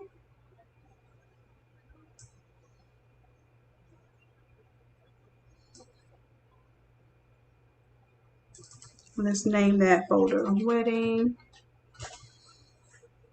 All right, so same thing for wedding. Pillows, curtain, maybe not curtains, not towels. And you could do, oh, you know what? Like the pillow, his and hers type of things is good for, and it's wedding / engagement. So don't think about just the wedding day or just a wedding gift, but engagement things, bachelorette, and there we go, bachelorette parties, bachelorette shirts and gifts, and things that you would give to your bridesmaids and your groomsmen, like those type of gifts. Those are big deals. Okay, I'm going to zoom in a little bit so we can see what we're working with on this side. Okay, so let's see, towels. You can do the towels. The his and hers things are good things. Cutting boards. I've seen people doing a lot of cutting boards. Even the welcome mats, because now you have the Johnsons or the Willoughbys. We watched the Willoughbys the other day on Netflix or whatever. Let's see, the silk art could still be a big deal for that, because a lot of times they have photographs that they want to take those photographs and have them, in a way that they can memorialize forever. So, putting them on silk fabric instead of just a plain piece of photo paper and framing that. I'm telling you, when you frame that satin that's been sublimated, it looks regal. It looks like somebody painted on silk, and it's shiny and it has a texture to it. It even behind glass, it looks really nice. Okay. What else? What y'all said? Something about wine. Anything wine. So any kind of wine openers, wine boxes, just wine items in general. Yeah, I guess, when you're getting married, you got to be drunk before and after, right? I'm just kidding. I don't know nothing about that life. I'm not going to pick on it. All right. So, yes, the metal prints are great for wedding photos. They also have a wedding, they have a clock that is metal. I think Condi sells it. A few other people sell it, but it's a metal face aluminum clock. And I used to sublimate those clocks, and they have no frame around them or anything. They're just clean, a little circle piece of metal, disc of metal. If enough people are interested in it, I might start carrying that type of stuff. But I don't want to get too far into having a whole bunch of substrates when my goal is to help you all, grow your businesses. And some of the substrates I'm going to carry just because it benefits me too. So yeah, all the wine holders. You know what? Oh my gosh, y'all gave me a new idea for a module to do in A Creatives. We're gonna put a category, and then I just want y'all to spam that category with photos. Even like I said, these aren't my photos of these socks and stuff. So you can spam the category with ideas for sublimatable items. That's a great activity. So y'all remind me to actually put that in the group so we can all participate. Yes, the wine holders. Good idea. Let's see. What else? What else? Oh, the dry erase board. Absolutely, especially for this whole back to school thing. So let's get on schools. We're good on weddings. And I have a feeling that a lot of the weddings are going to be postponed to after the COVID restrictions are lifted too. So in the meantime, you might be doing more engagement, anniversary, and let's do wedding. I don't want to put engage, but y'all understand wedding, engagement, anniversary, all of those, kind of celebrating love, commemorative events will be in there with wedding. I'm going to go to schools now. Oh boy, schools, masks again, because these kids need masks. If I could spell masks. Masks. What else? I like the dry erase board idea. I love that. And for teachers. So it's not just for students. Think about what the teachers, they have these teacher appreciation days and all this other stuff. What can you do for the teachers too? And teachers buy up stuff that they think is cute. They are proud to be teachers. Okay. So make sure you do some stuff that they will be proud of. But a dry erase board would even be good for the teachers. Let's see. I'm thinking the bows would be a big deal. Bows, maybe bows that match the mask, that sort of thing. Socks, kids are really into socks. They love anytime they can have an expression of themselves somewhere, even if they wear uniforms or something, and under their pants uniforms, they have some socks with their, with their picture on them, or their mom's face all over, plastered all over their socks, Socks, let's see. Of course, some people are doing like bags, lunch bags, and that sort of thing. Customizing the bags. And that also would be like pencil holders and anything that you can sublimate. And I'm just talking sublimation. This isn't even on the whole everything that you can customize with vinyl, and some of you do the epoxy and enamel type stuff, buttons, all of those things. You add to that later. This is strictly sublimation right now. Yes, book bags too. So when I say bags, matter of fact, let me do book bags. Let me specify. Let's do book bags. And like I'll put book bags and pouches, because like the pencil pouches and that sort of thing. Lunch bags, exactly. Socks and lunch bags. That's a good combination. I'm telling you, y'all are amazing. I don't know if anybody else told y'all are amazing today, but I'm gonna tell you. I think this kind of collaborative effort is so needed. We need this. All right, so I'm gonna, unless you have another suggestion for school, I think we can go on to, what are trivets? Mrs. Sexy Miss. What's was that MS for like Mississippi or something? Let me know if I got it wrong. What are trivets? I can't. Oh, trivets. That's what I was thinking of. The thing that goes under the stove. I mean, under the stove, under the hot pots. Yes. I was like, Travis, that word looks very familiar to me. Y'all, one time I forgot what a giraffe was. One time, I think I was in high school and I was talking to my brother and we both forgot what it, we was like, giraffe. What is a giraffe? What? And it's like sometimes the word and the picture don't go together in your brain and you're like, what happened for my brain to spaz out where I forgot what a whole giraffe was? That's crazy. But yeah, so then I saw Trivets and it brought me to to that very odd time where I forgot what a giraffe was. All right, so notebooks. Oh yeah. That's been going really viral lately. So the custom notebooks, y'all are on it. I don't have to tell y'all nothing. Y'all are on it.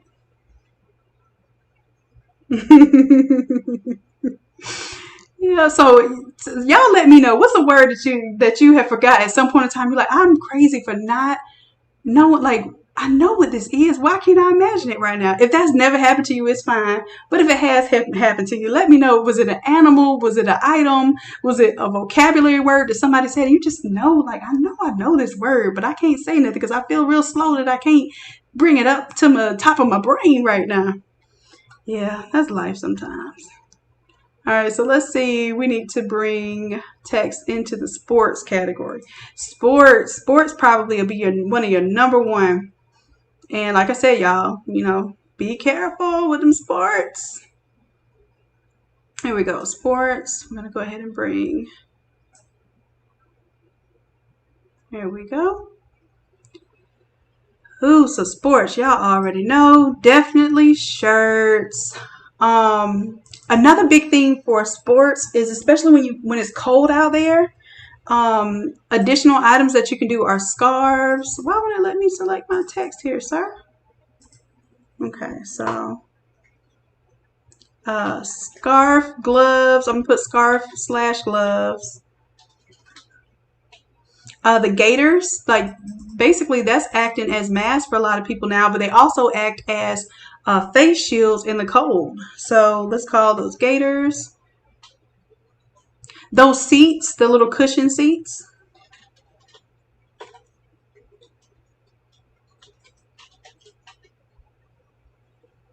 Oh yes, the compression sleeves and spats. So we'll do sleeves and spats.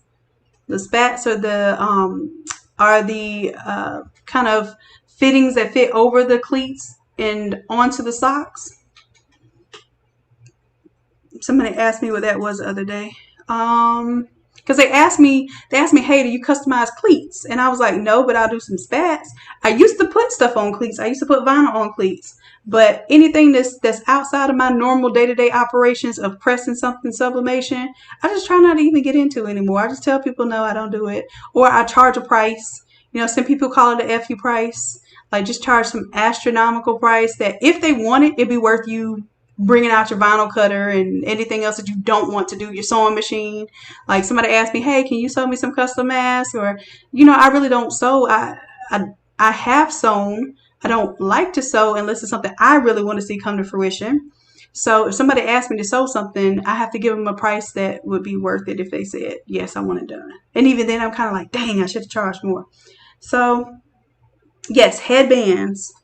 And a lot of these things, I have the blanks for all of this stuff. And these are items that I'm going to start putting on the website because it's stuff that I get in such great quantities that it'll be worth it to help you all with supplies as well. Bye, Jessie. It's good to see you were here. I know you're usually hanging out for all the videos, so I appreciate you. See you later, Jessie. All right. Gaiters and pullovers. So yeah, for that market, hoodies, jackets. You know what I want to start doing a lot more of the Letterman jackets. So those Those Lettermans, I may be able to to get enough of those to do as blanks, but you don't sublimate the Lettermans. What you do is you sublimate the flock. So it's something called subliflock. You sublimate this flocking type material, and then you cut it out, contour cut it on your cutter, and you put them as patches on the shirts, and I mean on the jackets. And the sports folks eat those up. The sports fans eat those up because you know how much a traditional Letterman is. So for the parents and the supporters and even the kids that have these, they're made out of like sweatshirt fabric, but they look like Letterman jackets. Big deal.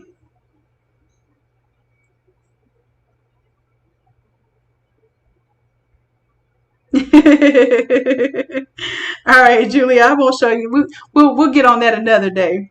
Right now, as far as showing you blanks, I just want to know like what it is that you really like really truly sell, buy on the regular. Because one thing that I've noticed, that me selling my blanks, I used to never share my, where I get my blanks from and all this other stuff, but me sharing that type of information allows me to buy more and to get a better price and to establish a better rapport with my suppliers that are overseas. So I'm definitely down for things that you all see that you really really want, and we have enough people that want to buy those things. I'm going to do two prices. I'm going to start doing two prices, guys. We're going to do one price for people who are like buying in before we actually get the product, and then I'll have a aftermarket price, which is just going to be the regular retail rate.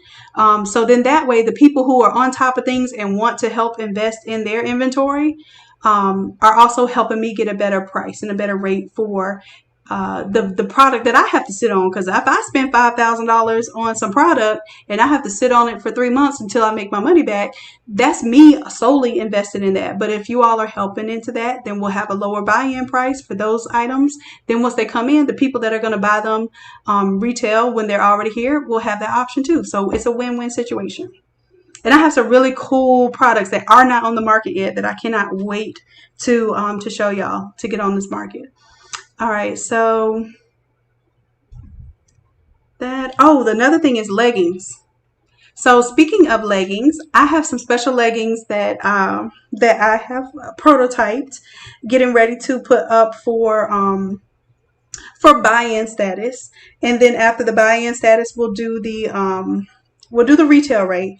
But they're going to be leggings with specific areas that you sublimate, and the rest of the area is going to be black, so that you don't have to worry about wearing some white tights, which is probably not recommended for a lot of people. And then so there'll be certain areas that you're going to sublimate. So those like are going to be so huge for sports seasons, especially outdoors too.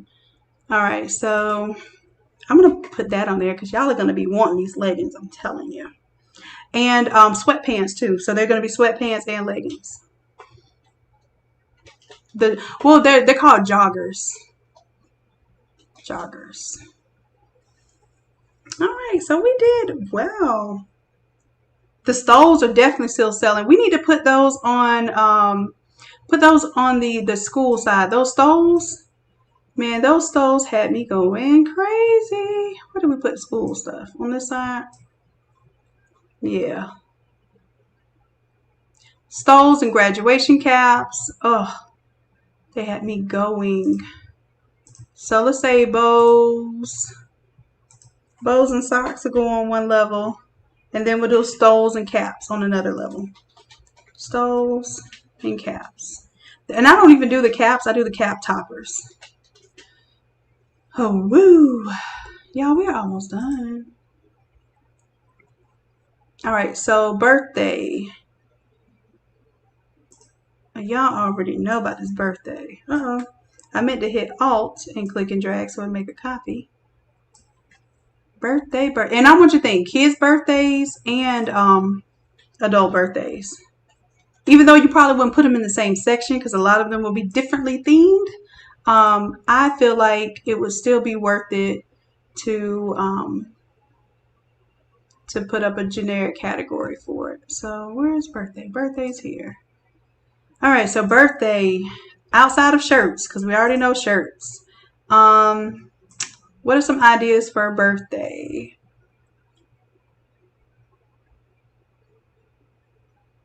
When is someone's birthday, adult or child? What are we typically doing now? You got birthday party type things that you're doing. A birthday party, you're thinking a whole outfit from the shirts to the socks to I'm trying to think of some of the other items. So we'll do socks because we already know shirts. There are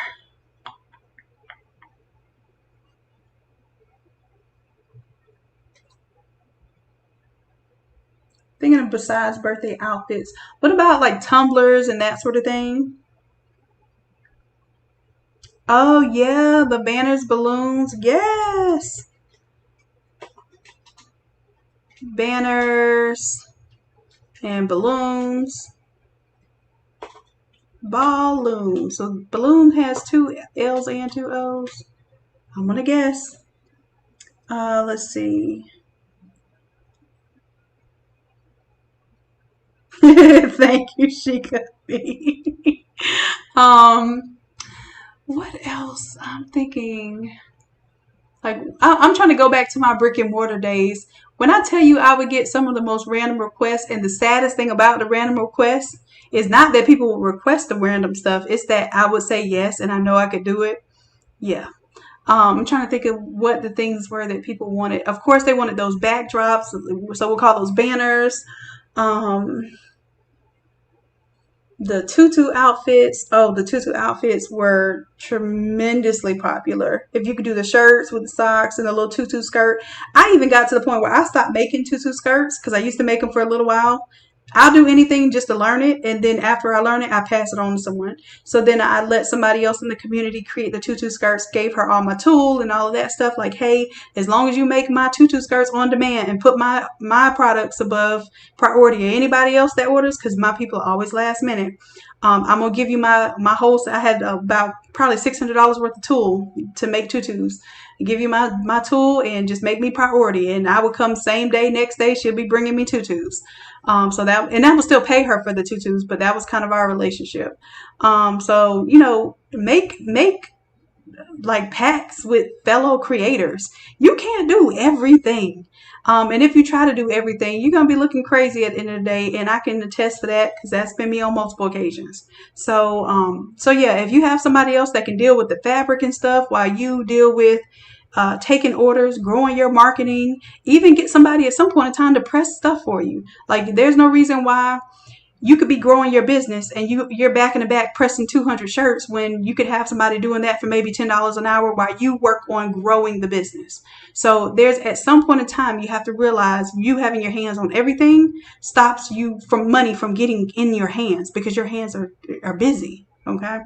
So yeah. Oh yeah. So this chip and juice box covers and all that, I think that's going to be an important thing to have. So we'll call those party favors. And I'll put chip / juice. Now those, as I believe, those aren't sublimation. Those are just like like regular printing, but they go hand in hand. If you have a regular printer and they can go hand in hand, you don't have to heat press anything to make those items. You may want to consider those things. All right, so I guess I'm just putting chip because that's what's gonna fit. Chips. And I know they do candy bars and all kind of packaging. Let's see. What else are we doing for birthday? Yep, I know exactly what you meant, the wrappers. Oh, Julia. That's me too, babe. I'm telling you. My thing is I love a challenge. So I like to see if I can do something. And once I prove that I can do something, as soon as you prove to somebody you can do it, somebody else is going to ask you to do it. So, yeah, I've done everything to doming, like with the epoxy, creating like little jewelry pieces and stuff where you put the image in there and then you use the epoxy to create that doming effect. I've done, yeah, just countless things that didn't have much to do with the overall process of what I was trying to achieve. And that's great for being creative and crafting. But there's a difference, and this is what my dad used to tell me, there's a difference between your hobby and your craft. Your hobby and your craft. Now, crafting is like the process of, oh, I'm doing something. But your craft is the thing that you honor, you respect, you hone that craft, you take it seriously, you work on those efforts, you master your craft. A hobby you play with. And so many times we want to treat something as a hobby. And one thing, and this is what he can't be, my dad can't be upset with me about, because I remember when we first started this business, before we even started this business, I used to paint clothes, and I told you I used to sew and make stuff. I used to do everything handmade. So I would never print an outfit. I would always hand paint it. I used to hand paint shoes, all of that stuff. And, I told him I like doing it. It just makes me happy. He asked me what I like to do for fun. I would tell him basically the things that I would describe that I like to do for fun were work. And he's like, well, Shannon, that sounds like work. And I was like, well, I guess I love what I'm doing. He said, well, if that's the case, when do you plan on making it your business? How long do you plan? If you do something as a hobby, it's going to stay a hobby. If you treat it as a hobby, it will stay a hobby. When do you make it your business? When do you make it your priority? When do you put everything that you put into someone else's something? When do you put that into you? And that was my pivotal point, when I started realizing, okay, well, if I'm going to do things, I'm going to do things with production in mind, with my time in mind. I would spend 5 to 6 hours painting an outfit for somebody to think that they're going to pay $25 for it like they would out of Walmart. And at that point in time, I already knew how to do digital design. And my dad was like, well, what about sublimation? And back then, sublimation was an afterthought. Sublimation was like laughed at because it was like an old printing method. Nobody wears polyester anymore. Nobody, does this. And he was like, no, sublimation, yes, you have to start with something white, but all my airbrush looks I was doing or hand painted looks I was doing could easily be done online. Matter of fact, I would lay it out on the computer first, then I would print it out and have to sketch it on the items and hand paint it. So I got to where instead of 6 hours, it taking me 6 hours to make one outfit, I can make 100 outfits in 6 hours. So it's all about what we're doing, what our intentions are. And when you start telling the universe what your intentions are, you start talking to God and saying, well, these are my intentions. I think God will respond with helping you create, because that's when we're closest to God. When we're creating, we are creators. So when we put ourselves in that creative space, we are in alignment. And there's very few things that can throw you off when you're really aligned. Sorry, that was my little rant. Back to the birthday category. Let's see. All right, so what else can we do on here in the birthday? I feel like my birthday category is a little grim. I don't feel like it is.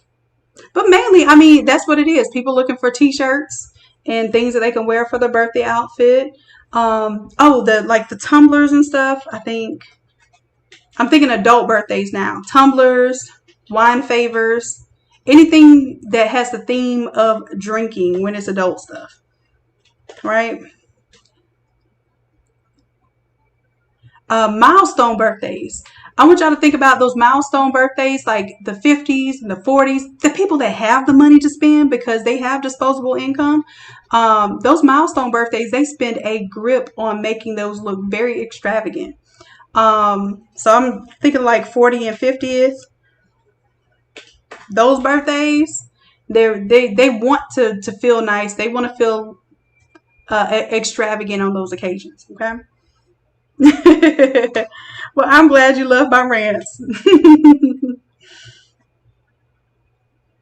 Yes. I'm ready to see y'all manifest this stuff. Like, y'all don't understand how proud I am when I go to the NA Creatives group and I kind of see y'all posting and growing. And yeah, I did this and now I got 50 orders. I'm like, whew, that feels amazing. And not just because it's something that I feel like I created so I can take the credit for it. No. All I feel like I've done is giving you a little confidence tweak. And when you have confidence, you can do anything. If you have confidence in Photoshop, you can learn a 3D design program. Period. If you have confidence in the product and when you're explaining it, people see your passion, they see your confidence, they'll ask you to do something you've never done before just because of the confidence you display in one thing. it looks like you can master anything. So that's all I'm doing. I'm just giving y'all a little confidence boost on this Photoshop. When I get y'all up on this Photoshop, and that's the scariest thing you can think of for your business, when you get past the scariest thing you can think of for your business, which is learning Photoshop or signing a lease for a brick and mortar, those are the top two scariest things. When I get y'all past that, boy, I'm gonna be my show is gonna be me going to y'all's shops, to y'all's pop-up shops and your physical brick and mortars or any events that you're doing, and I'm gonna have a whole show just saying, hey, look at one of my innate creatives, what they over here doing. This is their business, this is how they set up, this is what they have going on. That's what my dream is. I'm gonna be traveling looking at y'all all over the world. Y'all don't even know it yet, but that's what it is. I already see it. I already see it. All right. So I think we're good with our categories now. Now this is going to be Devana's homework to be checking these things off, right? So now that's your homework too. So thank you for sticking around long enough to get some extra work. We've been here for 2 hours. And my thing is, I just wanted to get an idea of the number of products and the type of layout that we're going to have going on here, right? I want you to do the same thing. Okay. You don't have to do it in Photoshop, but I tell you what, you know how I am about people that stick around me long enough. I usually give y'all something for free. I'm going to make this, because this isn't my final draft of this. I'm going to make this file as it is free right now. What do y'all think about that? And your responsibility, if you download it, don't download it if you ain't going to do it now, because I know some of y'all just go in and download all the free files. I really want you to do something with it, okay? I want you, once you download it, I want you to take this serious. What would your setup look like if you could do an 8x8 little booth right now? That's all I want you to think about, an 8x8 booth. This is 8 feet by 8 feet, just to let you know, right? So I've just shown you how to set up an 8x8 booth if you were doing like a traveling booth with a tent, or an 8x8 setup in the mall if you had a kiosk, or an 8x8 a section of your retail store. Maybe this is your checkout area. All right, y'all said y'all gonna do it. I want to see this. I want to see this. And then eventually this will be a class, because I'll show you how I'll make a real mock-up of these different products and we'll really do this, okay? But for right now, you can do at least this part. I just sat here and ranted and made this. I know y'all can do this. So let me go ahead, do my little thing here. And I'm going to make this a smaller version because this file is huge, because it's actually made to print an 8x8 foot banner right now. So I'm going to make a smaller version of this that you all can pull up on your Photoshops without crashing your computer. And let's see, I got socks, bow, mask, license plate. And I have to do it now, otherwise what'll happen is it just won't get done. So that is, I'm going to group that. That's going to be the baby shoes. Now this is going to be fun. I can't wait to see what y'all come up with. Put your logos on there. Simple, clean. Don't overthink it. Just do it. My dad used to make me put a sticky note on my computer, and it would say, do it now. I am the queen of procrastinating. The queen, like to the point where sometimes I don't even know how I survived college. I used to be typing my papers up until 5:30 in the morning and have to walk, across the street to campus at 6 in the morning to get there and turn my paper in at 7. Man, and it wasn't any Uber or anything back then. So if you had to park on campus, it was going to be trouble. So I used to have, if it wasn't for like my brother and best friend, like dropping me off before a project was done, no project ever would have got done on time. Not one. Because I was working on something until the moment it was due.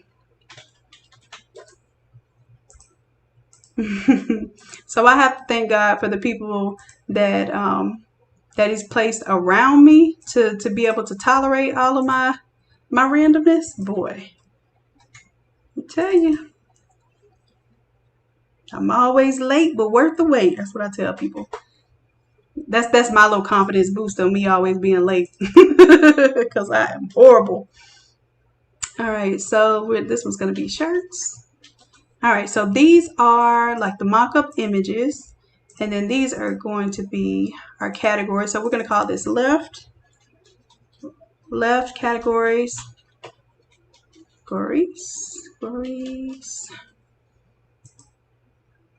And then this one is schools.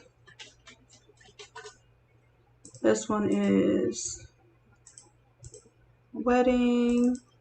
Oh, that I already labeled that one. Perfect. Sports. Birthday. Yeah, RTHDAY. This will be the right categories. Yep.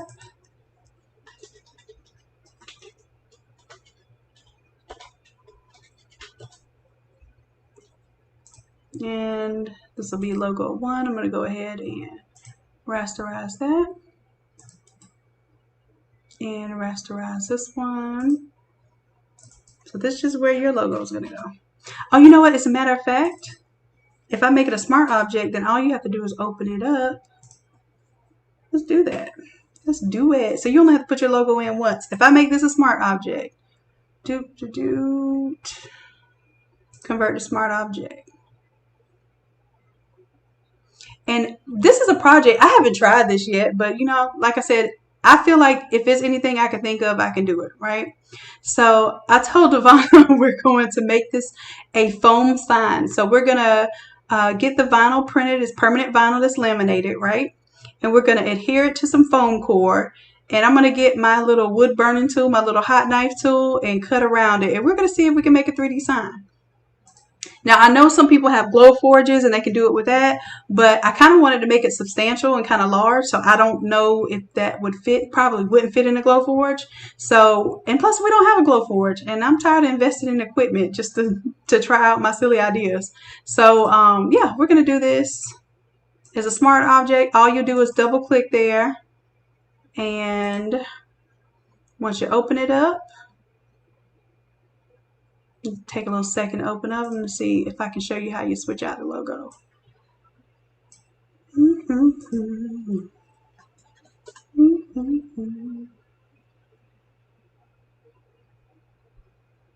Okay, I was trying to see if I had another little logo real quick to put in there.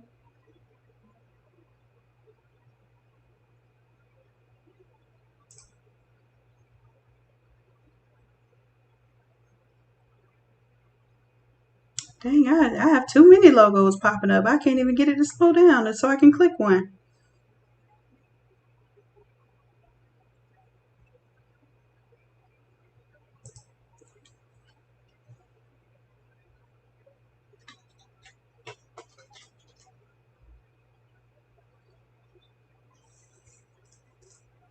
Well, I can't get this thing to slow down. It's taking way too long.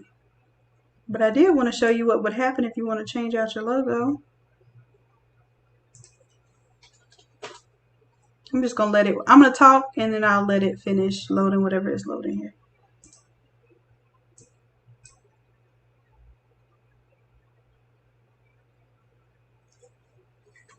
All right.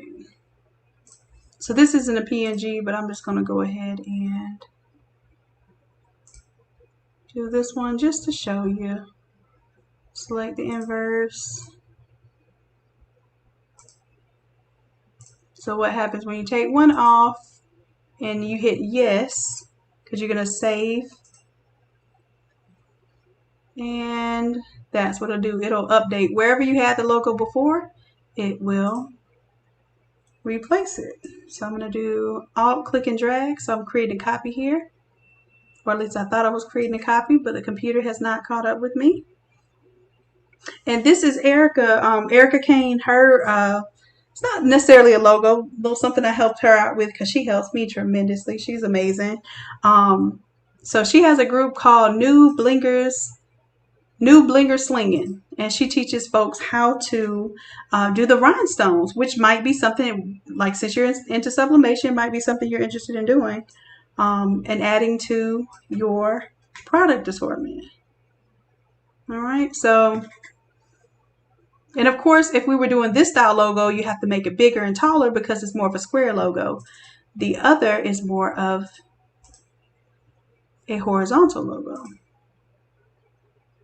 So yes, I'm going to save that and watch it update in both locations. So yeah, we're going to make this out of foam and see if we can do some standoffs. And like I said, anything that I do, any project that I do, I'm going to create a list of everything that we bought and how we did it, and make that content available for you all too. All right, so we got our categories together, left and right. Logo. We have the front desk. I'm going to call this front desk. Front desk. And this is our backdrop. Backdrop. This is our wall color. And see, I didn't think the yellow, I know yellow and gray go well together. That's why I really want to see the gray. But I know purple goes well with yellows too, but I just wasn't sure. So seeing it like this makes me okay with leaving that yellow up on the wall. So I have to see things marked up. I can't just start building and throwing things together without understanding some formal way that it's really going to come together. All right, so these are all of the mock-up products. All right, we'll kind of center those a little bit on the table.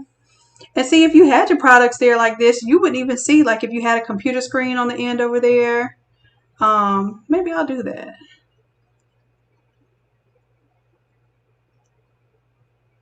Maybe I'll put the little computer screen on there. Let's do it. Let's do it to it. Let's find us a computer screen.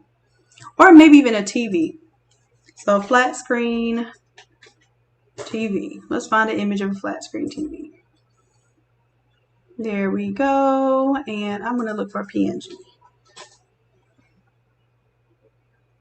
I'm trying to find something with the feet on it. Maybe I don't put in PNG. And just grab me an image. Right click, save image as. Let's save it. Now this one should be easy enough for me to just remove the background. I was going to cheat and do remove BG again, but I'm telling you, that thing is just, I don't know what algorithm they use, but I wish I was the one that came up with it. Whatever algorithm they're using to do those cutouts is phenomenal. Even when it's off, it's still helpful. All right, so I wish Photoshop could implement that. Now, I know there's a plugin for remove BG into Photoshop. I don't recommend it because that thing was freezing up on me, and maybe because I deal with some large files. But yeah, it definitely was helpful. All right, so I'm going to select the inverse, select the mask so I can clean up this edge a little bit. I know it's got some of this selected in here that I don't need, but I just want to smooth out these edges so I don't have any jagged edges on my TV.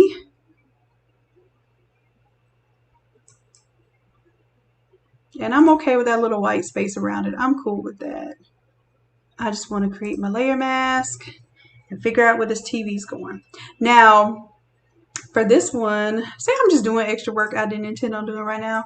So we need something that kind of hides the work area. Okay, so what we may do, we may even break up some of the stuff. I'm not saying that you have to put stuff up on the desk here. This actually could go on this back wall, which is probably what we're going to do, is mock up the products and not necessarily do so much of a pattern, but a little bit of randomness. And then the logo would kind of go in front of it, kind of stick out 3D in front of it. So this is the top logo. We're going to put this in front of everything. So it's likely that this is going to kind of stick off the wall. I can represent that by kind of a drop shadow. Kind of make it look like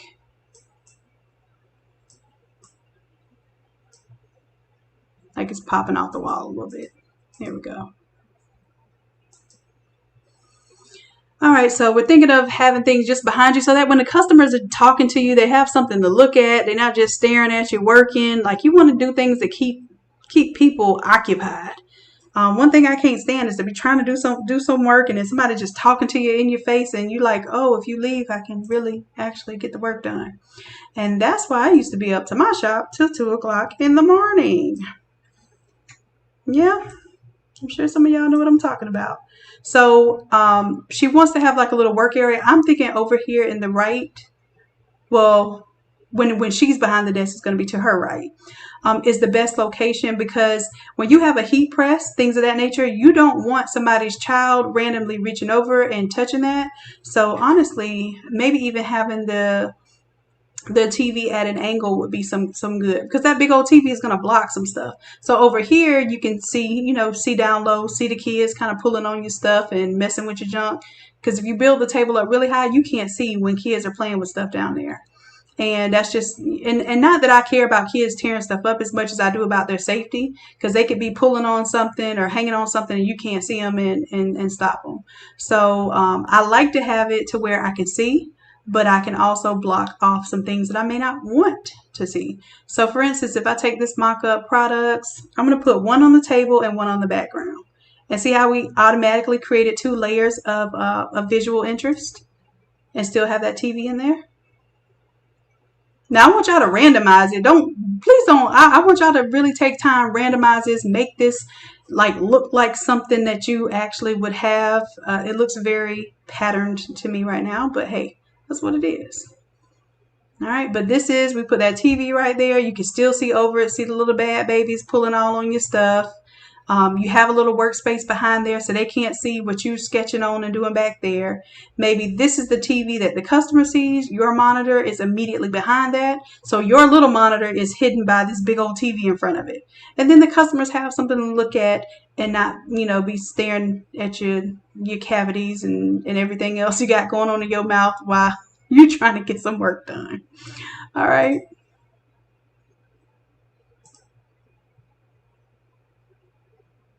Yeah, the Easter pastels do go well together. So yeah, I want you all to be thinking of those things that you would do to complete this assignment. I'm going to go ahead and save this, and then I'm going to do a save as version, and I'm going to call it your shop. I can't wait to see what y'all come up with. Oh my gosh. I'm excited. I'm more excited about what you're doing than what I'm doing. Let's do save. Oh, I got to wait to save as. I got a little antsy. And then I'm going to let y'all go because I'm tired. I'm probably going to eat some dinner, chill out for a second, and I'll probably be up late night with this stuff on my brain. Yes, Ken, I do logo design. I do logo design. It depends on like how intricate your stuff is, but definitely you can message, matter of fact, if you message Erica or message the Innate, there's an Innate Lab, Facebook, and email. She's been helping me stay on top of messaging folks because I've been on a creative level and been neglecting my administrative duties. So yes, we absolutely do that too. Cool, cool, cool. I'm ready for y'all to do that. Okay, so I'm going to go ahead and put this on. I can't, the reason why I can't do it tonight, so I'm not going to post this tonight because there's so many people on the website right now playing around with the templates and stuff that the website sometimes can't handle all of the activity, which I'm grateful for y'all's activity. So this is what I'll do. I'm going to post this probably like Sunday after 11. So tomorrow after 11 when the sale is over with. I can close out the template sale. And if you don't know that there's a template sale, all the templates that are normally $20 are $9.99 right now. So, definitely take advantage of that if you would like to. It goes for 24 hours only. It'll be over with tomorrow morning, 11 a.m. Eastern Standard Time. So after that sale is over with, I'm going to post this up there, and I'm only going to have this available for 24 hours. Because one thing about it, I learned my free stuff is worth something. And even when I do free stuff, I'm going to start doing it only for a limited time because the people that were there to watch me develop it are the ones deserving of the free time because y'all helped put in on this man.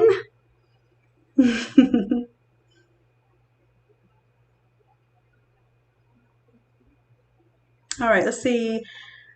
The templates that you download from the site, yes, you're able to change the colors. As a matter of fact, Latrice, don't be sorry. this is what y'all hear. This is y'all's time to connect with me and ask me whatever randomness is on your mind. So yes, for the templates, each template has a video corresponding. Okay, so if you go to, I need to put the videos on the website so that you understand which video goes with which template. But if you just type in the name of the template onto YouTube, onto my Innate Lab channel, you'll more than likely see, just put in a couple of the keywords from the name of the template, you'll likely see the video for that particular template. It'll tell you how to change the colors, how to change out the photos. Most time, if there are some extra elements, you can turn them off and on. It'll show you what's all in there. Thanks, Ken. I'd like to think that everything I do is worth something too. Thank you. All right, so I'm going to open the floor for any random questions before I leave, because I know I neglected y'all for like almost 3 weeks trying to get things going with the substrates and this ink. Developing the ink, developing the systems that go along with supporting what I'm doing right now. It's been crazy, but it's definitely been worth it. You're welcome, Latrice. So yeah, any questions that y'all have, any ideas that you can think of doing next? I know that y'all have been asking me about doing these obituaries and programs, so I need to pull that content together for you. So I'm aware of that. Our next class is going to be on doing socks, like all things socks, like literally a 3-hour class on how to design in printer socks. Okay, so the first part of the class is going to be on designing. That's what we're going to do live together, and I'll watch your screen and help you out if you get stuck. The second part is going to be pressing. Now that's going to be me doing it live, but you're not going to be able to show me you doing it live too. But what I will have is the ability for you all to join in via video and show me what you're doing when I get to a certain point in time. So you can say, hey, this is what I press, this is what I'm doing, so forth. And that's probably going to be a second day. So that sock class is probably going to be another session, because once you get done designing, then you got to print, then you got to hope your printer ain't clogged and all this other stuff. So I'm going to give y'all time to print it, and then we're going to have a second session where we do a press session. And I'm going to show you how to, I call it a taco method. We're going to do taco method, and then we're going to do the front back method.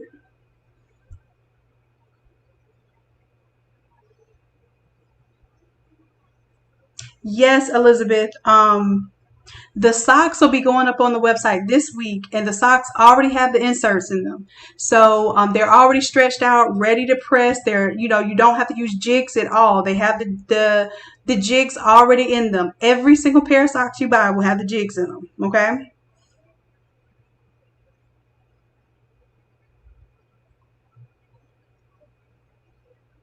So absolutely. And thank you, Ken. I really appreciate that. I really appreciate that.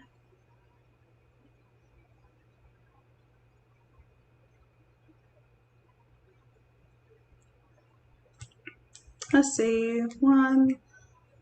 Gone Not. Okay, so you did the Gone Not Forgotten. And yeah, how do you edit the other templates?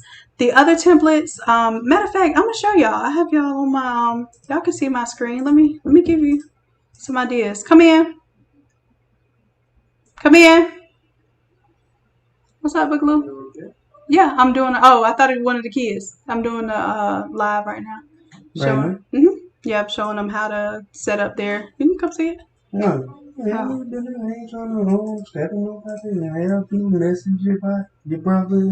So if anybody wants to know my brother's single, he was just letting y'all know.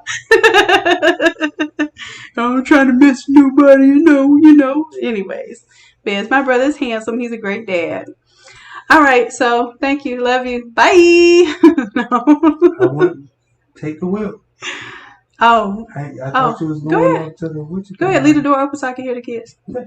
All right. You already know this, but I'm going to tell you after that. Right. Anyway. Love you. You on video now? No, I'm not on video. I'm showing my screen.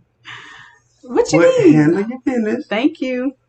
Young mixed queen. Thank you. Calm down. All right. Have fun. I'm going to leave it open. You know they're going to be in here fucking with you now. I know. I just want you to know. Emma will be the first. And then, guys, and then you're going to click on this. Emma, we're not Emma be the first one? Yes. No. Shannon be the first one. Well, she get it honest then. Yeah. Anyway, so let me tell these people what I had them doing. Thank you for embarrassing me. I love you. Bye. I love you too. Don't forget to take your mask. That's a good point. Yep. All right, so I got to show y'all what regular YouTube looks like if you were just searching. All right, so let me show you how to find my templates. Type in N8. Oh, not Anna. N8 Lab. So when I started the retail store, I started with my niece and nephew. My niece was like 2.5, 3 years old. No, she was about 2.5 years old. And so when I first started the store, first they would just say store whenever we would pass it. And then when she actually learned what the name was, she would never say N8 Lab. She would say 8 Lab. So she learned her little country accent and learned that our store was 8 Lab. And she would tell everybody about 8 Lab. So yeah, she's still cute, but now a lot older with a lot more sass and less cuteness to the sass, right? All right, so this is the channel. You click on the channel and you do a search just for this channel. And let me see if I can show you the video that goes with a particular template. Oh, Ken asks, yes. The classes, okay, so this is how the classes work. For those of you who know up and down how to edit the templates, whenever I do a template class, it's really showing people how to go through and edit the templates, right? Step by step. We walk through it step by step together. I make sure everybody meets every single phase. So by the end of it, the class usually has about 20 students in it, sometimes less. When you have met all of the goals of the class, you have a finished design at the end of it. So in a 3-hour class, not only are you learning about Photoshop and applying the concepts, you have a finished, ready to print design at the end of the session. Okay, so that's how the classes work. You share your screen with me. We're on Zoom. You share your screen with me. I share my screen with you. And whenever someone has a problem, I'll say, okay, Ken, show me your screen. You'll show me your screen and I'll draw on the screen, tell you what to click on, or I can even take over your mouse.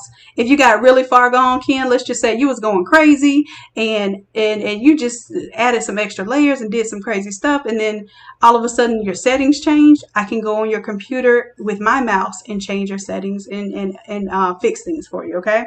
So it's like driving school for Photoshop virtually, right? So that's how the classes work.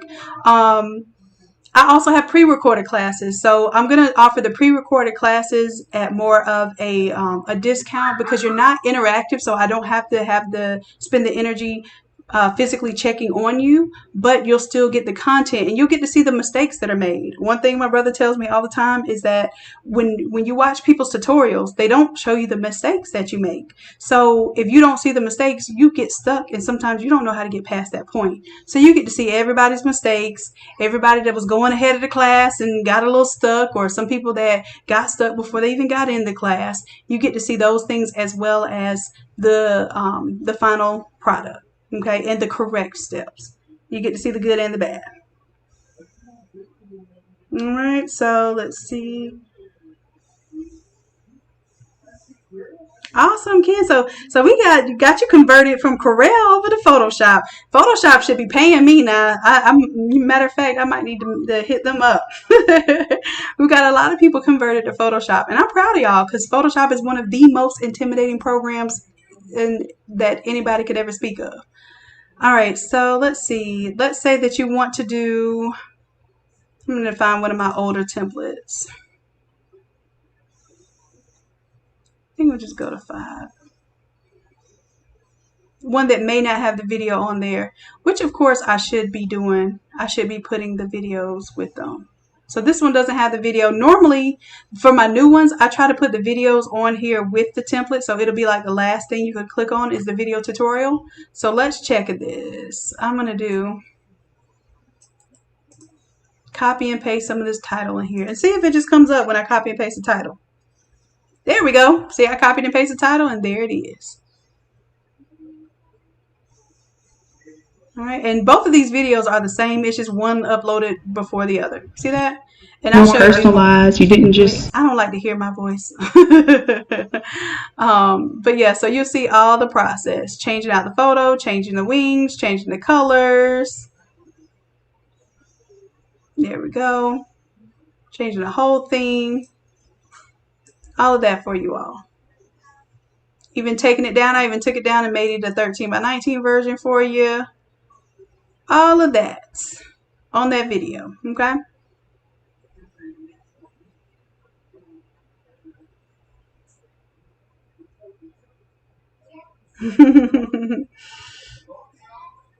Well, thank you. I'm happy to hear. If y'all say I made Photoshop easy, shoot, I need to get some testimonials in a what is it my dad used to say, the what is it, the infomercials.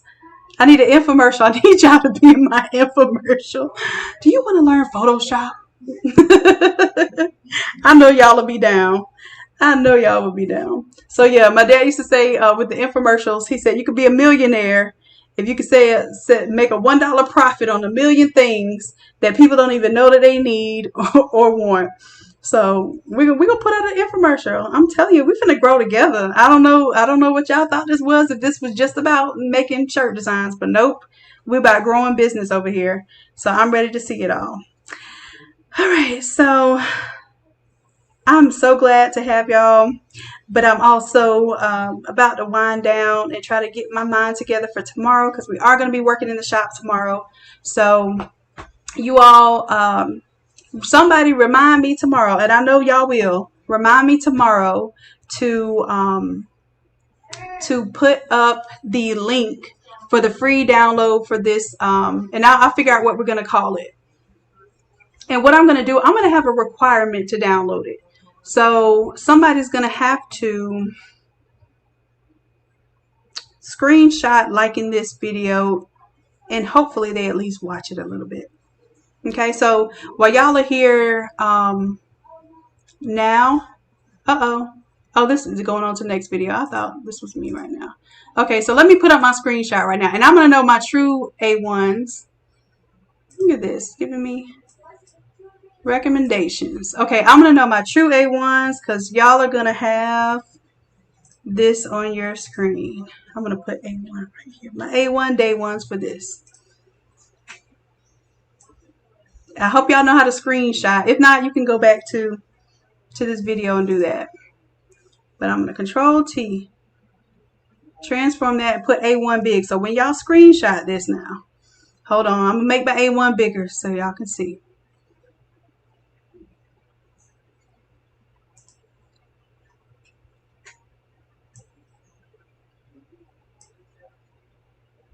Why does it keep doing that to the, I don't want to do it to the frame. I want to do it to the whole image. Maybe it's doing it. Let me calm down. Sorry, Photoshop. I apologize for my impatience. There we go. So my A1s, y'all screenshot. Screenshot. This right here. And you won't have to come back to the video later and screenshot it, but anybody else who wants to download the file is going to have to screenshot them watching some point of the video, okay?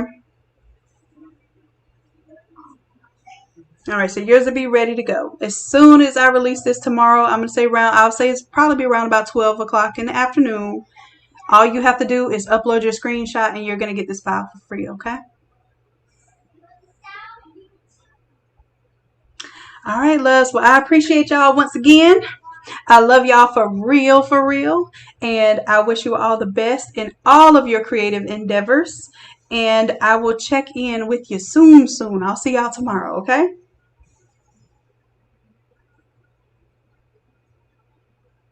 All right, loves. Bye.